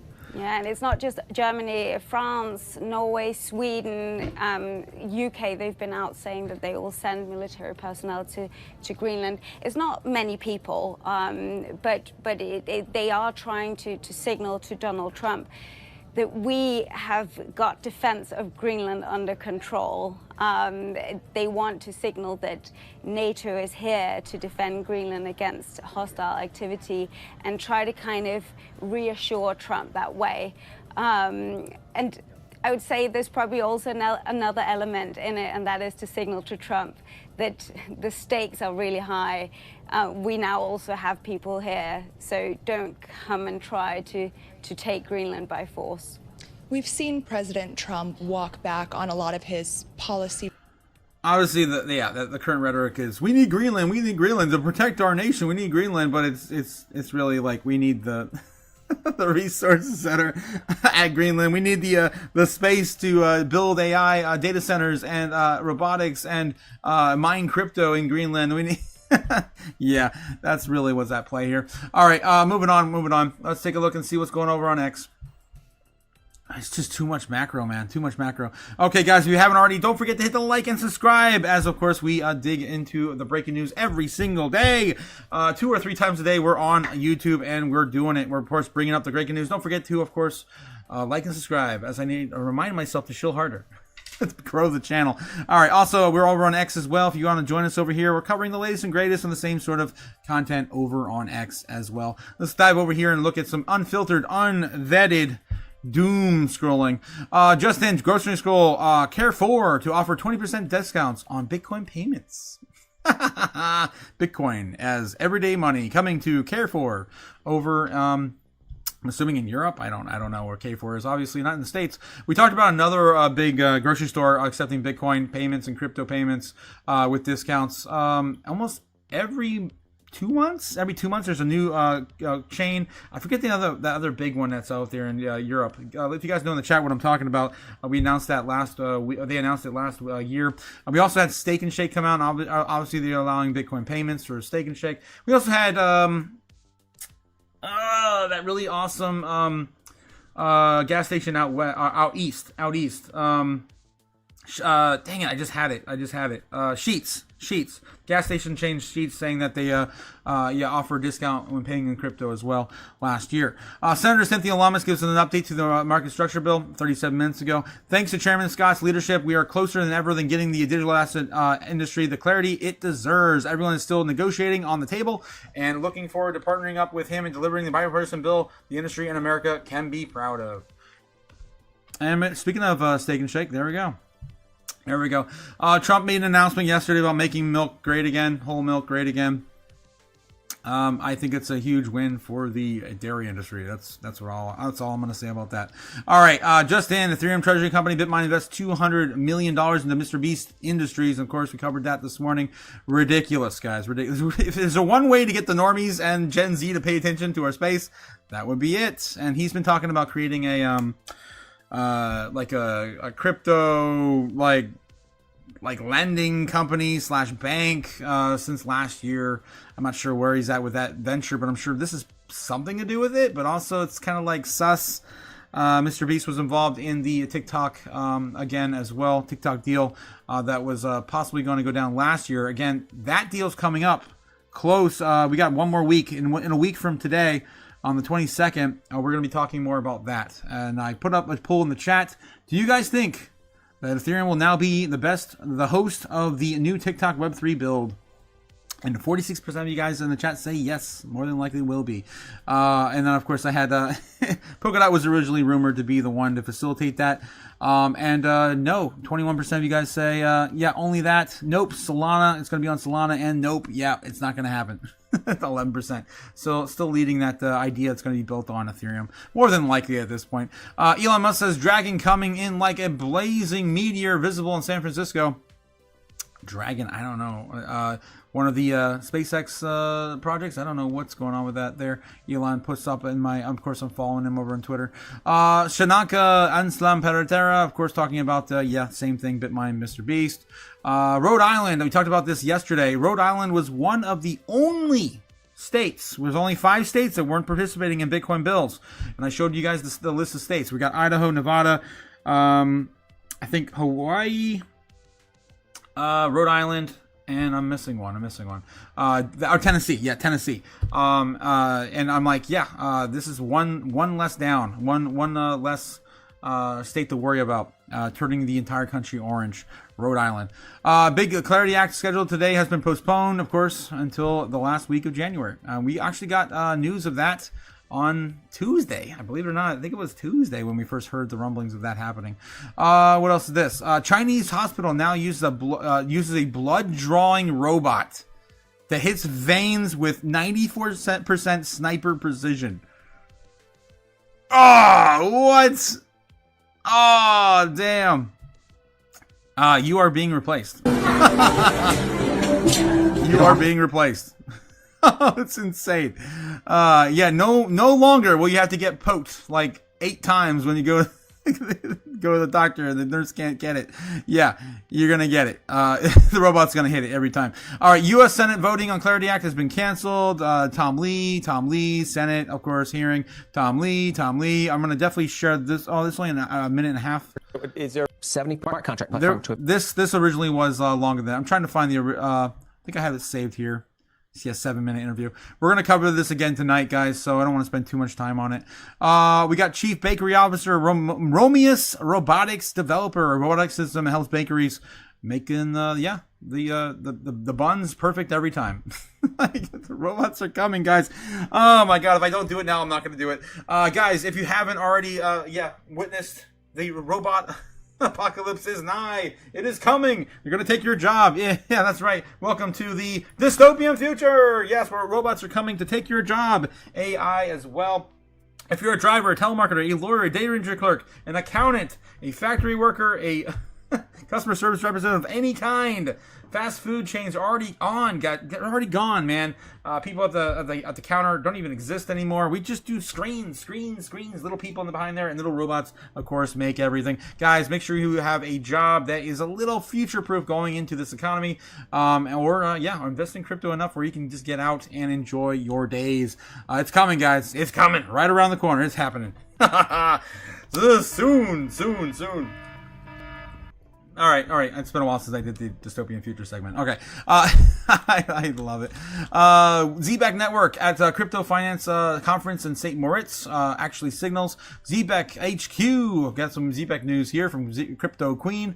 Crypto Finance Conference in St. Moritz is not a vanity appearance. It's a positioning milestone. This is the conference where central banks, regulators, and super national institutions and investors sit in the rooms. BlackRock's tier capital allocators, traditional finance giants, and select crypto industry infrastructure companies already interacting with real finance rails. ZBEC are being present alongside the institutions like the Bank of England, World Economic Forum, Stanford University, BlackRock, Fidelity, Coinbase, Kraken, Apollo, and Julius Baer. Places ZBEC in the very narrow cohort of crypto projects. Early stage revenue generating compliance forward infrastructure TradFi actually takes meetings with. And we got here are a few real comparisons, not Moon Boy examples. Solana in 2021. Ooh, that was a big move. Appeared at Davos adjacent and in international finance events before retail awareness peaked. Price impact was delayed, but not immediate. Once capital rotation moved from Bitcoin of course, into infrastructure and ecosystem tokens. Solana went from $20 to $200+. Yes, it did. I remember. I was there. I bought Solana under $10. What else? What else we are comparing here to? Polygon.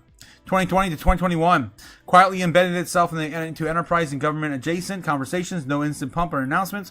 Exploded once partnership matured into usage narratives. 20 to 50x cycle move. Key takeaway: infrastructure adoption doesn't meet price in a one day. Of course, never does. Attended IMF, XRP, and World Bank 2016 and 2017. World Bank central bank conferences years before retail caught on. XRP staying boring until suddenly it wasn't, and then move on. That's kind of a that's a little bit of a stretch there, because it didn't really pop off until after the court, case was resolved, and then investors flooded back in. That was much later. We're talking about years, like almost 10 years. All right, anyway, early institutional adoption access looks boring right now because it isn't until it becomes obvious. What that means is specifically for ZBEC. If you guys are also fans of ZBEC like we are in the channel, ZBEC is not showing up to St. Moritz as a speculative L1. It's showing up as a payments payroll rail already integrated with card networks, stablecoins, compliance frameworks, positioned to real-world finance flows and not narratives. I've also put ZBEC in the pre-pricing phase of institutional acknowledgement. Price does not move because of conferences, and price moves because after relationships, pilots, and capital pathways mature. Bottom line is, when young infrastructure companies start appearing before mass retail attention inside TradFi heavy rooms alongside regulators and capital allocators, it usually marks the early innings and not the top. St. Moritz isn't about headlines, it's about those who are allowed in the room, and ZBEC has just got a seat. And there we go. Speakers at the conference. 60 plus. Crazy. We got crypto companies here: Coinbase, Ledger, Marathon, Solana Foundation, Kraken, Hidden Road, Algorand. Everyone, of course, involved, major players in our space. Crazy. Government and national institutions, academia, and of course corporates like BlackRock and Fidelity, etc. All right, so we did get a lot of news from ZBEC coming out here recently. Russia finalizes draft legislation to make crypto legalize crypto trading in Russia. We've been talking about that this week as well. It's still continuing. It looks like they finalized a draft bill for it. We're behind, guys. If we do not pass this freaking market structure bill this month, we are so far behind. What are we doing? What are you, stupid? Bitmine just made a $200 million move outside crypto. Of course, we're still talking about Mr. Beast. Just in, Elon Musk X reveals Bitcoin is one of the most searched hashtags on its platform. Bullish. Senate kills a war powers resolution limiting Trump. 51-50 vote on Trump's personally flipped Hawley and Young to kill Venezuela restrictions. VP Vance broke the tie. Let's take a look. Okay. On this vote, the yeas are 50, the nays are 50, the Senate being equally divided. The Vice President votes.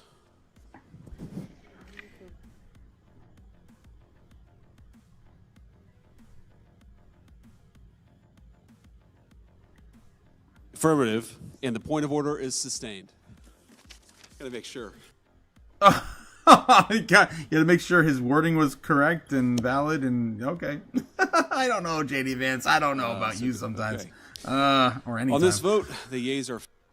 All right. So, it looks like the point of order with respect of SJ Resolution 98, a joint resolution to direct the removal of the U.S. Armed Forces from hostilities within or against Venezuela. All right. So, I guess, that's done. Oh, wow. Crypto market structure bill. It's mostly just all about that. We have, of course, an infinite amount of money at the Federal Reserve. Yep. Infinite amount. Always. Infinite amount of cash at the Federal Reserve. An infinite amount of cash at the Federal Reserve. An infinite amount of cash at the Federal Reserve. That's one of my favorites. I can't play any more audio from that, but money printer go Bert. Geez. Did Iran and silver just signal Bitcoin's next move? Possibly. We obviously saw Bitcoin explode when Iran's currency collapsed. This is coming from Simply Bitcoin. This is Rustin from Simply Bitcoin. I love this man. Just exploded past $90 an hour. Awesome. Hope to see him at the Bitcoin conference in 2026, guys. We're going to be there. Don't forget you get your tickets before you get to the gates. It's going up every single day. Right now it's about $350 to buy a ticket. All right, Coinbase doubles down on getting Bitcoin market structure bill passed, and it looks like it worked. All right, anything else going on? That seems about it. I think we've covered pretty much everything that's breaking down today. Bank of America on why stablecoins shouldn't pay interest. Oh boy, of course, the big banks want them not to. Yeah, earn yields. All right, I think that's it. We covered everything, or not. Just in, Bitcoin treasury company MicroStrategy surpasses Google in trading volume and becomes 9th most traded stock in the United States. I mean, get good news while you can, I guess. All right, I'm over it. We got to take a break, guys. Let's take a look at Bitcoin, see what's going on in price action. 96,300. And again, I guess I'll take credit for this one. I really didn't think I had it, but it finally happened eventually. I was calling for a baseline bear just because I knew that the market structure bill was going to get canned, right? It was going to get canceled. And everyone usually wakes up and reads the headlines. They don't really pay attention to the space like 24/7 like we do. So I figured it was going to get digested in the morning and then see a reaction. And this is what we're seeing. So I guess in the end, I'm gonna take the win. Screw it. I'm tired of winning. Tired of winning.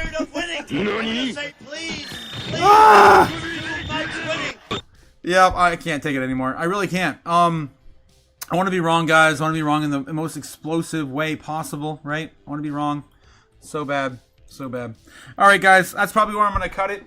We dived into everything today. There's so much happening everywhere all at once, everything all at once. Thanks again for dropping on in, and of course, participating with the chat. How are you guys doing in the chat before we head out? Let's take a look. Braveheart McFreedom says, NATO doesn't defend shit without the U.S. It's like a bread without peanut butter and jelly. 100%. We are definitely the world police on NATO for NATO. Cliff says massive explosion rocks Utrecht, Netherlands. Huge blast reported in Dutch city right now. Let's take a look at that before we head out. What is going on? Details still coming in. Emergency services on the scene. Cliff got the link. Man, Cliff, you're awesome. Thank you so much, my friend. Thank you so much. Massive explosion rocks Utrecht, Netherlands. Huge blast reported on Dutch city. And we got a few different eyewitness cameras on the ground. Yeah. Massive explosion.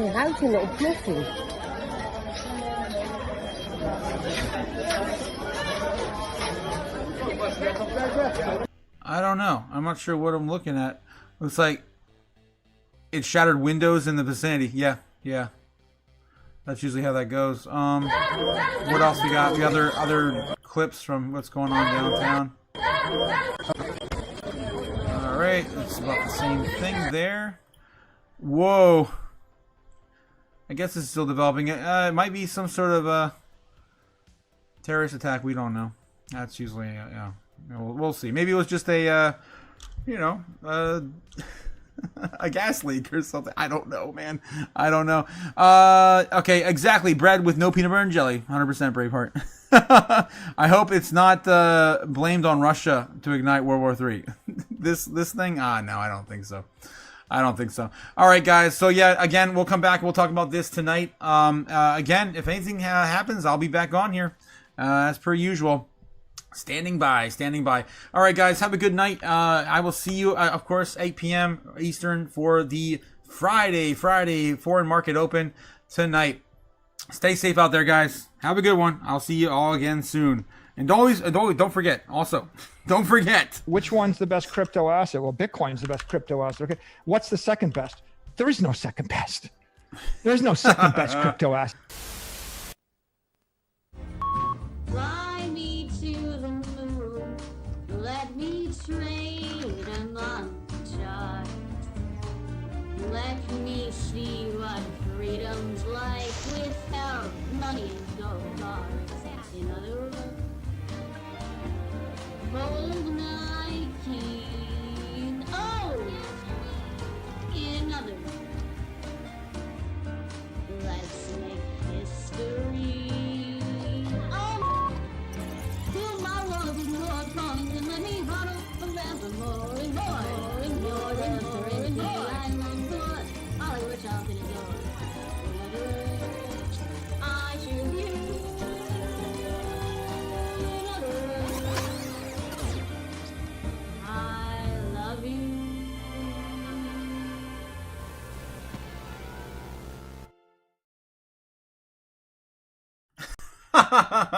Jake the Snake comes in and says, give me a speed recap. Give me a speed recap.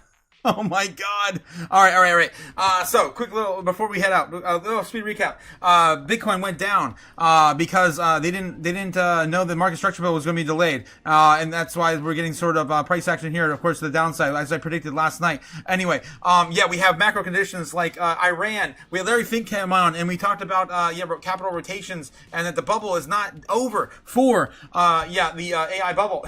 Still got legs to continue. What else? What else did we cover? That's so much shit, guys.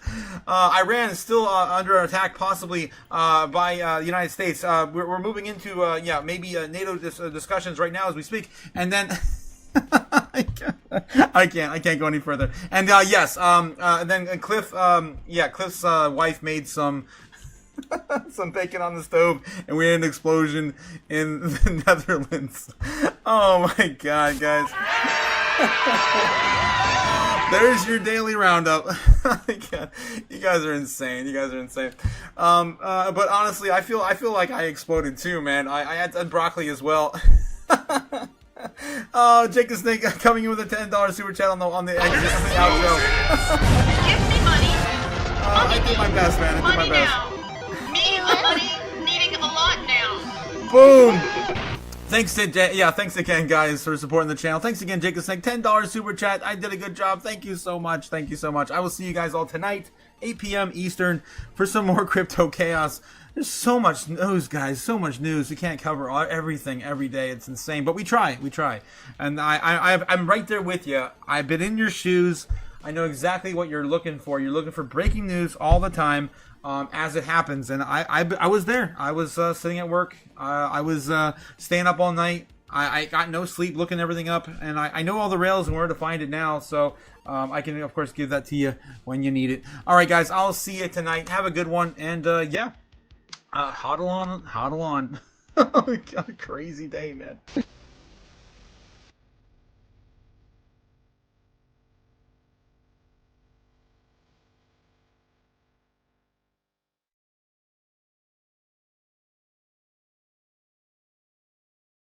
day.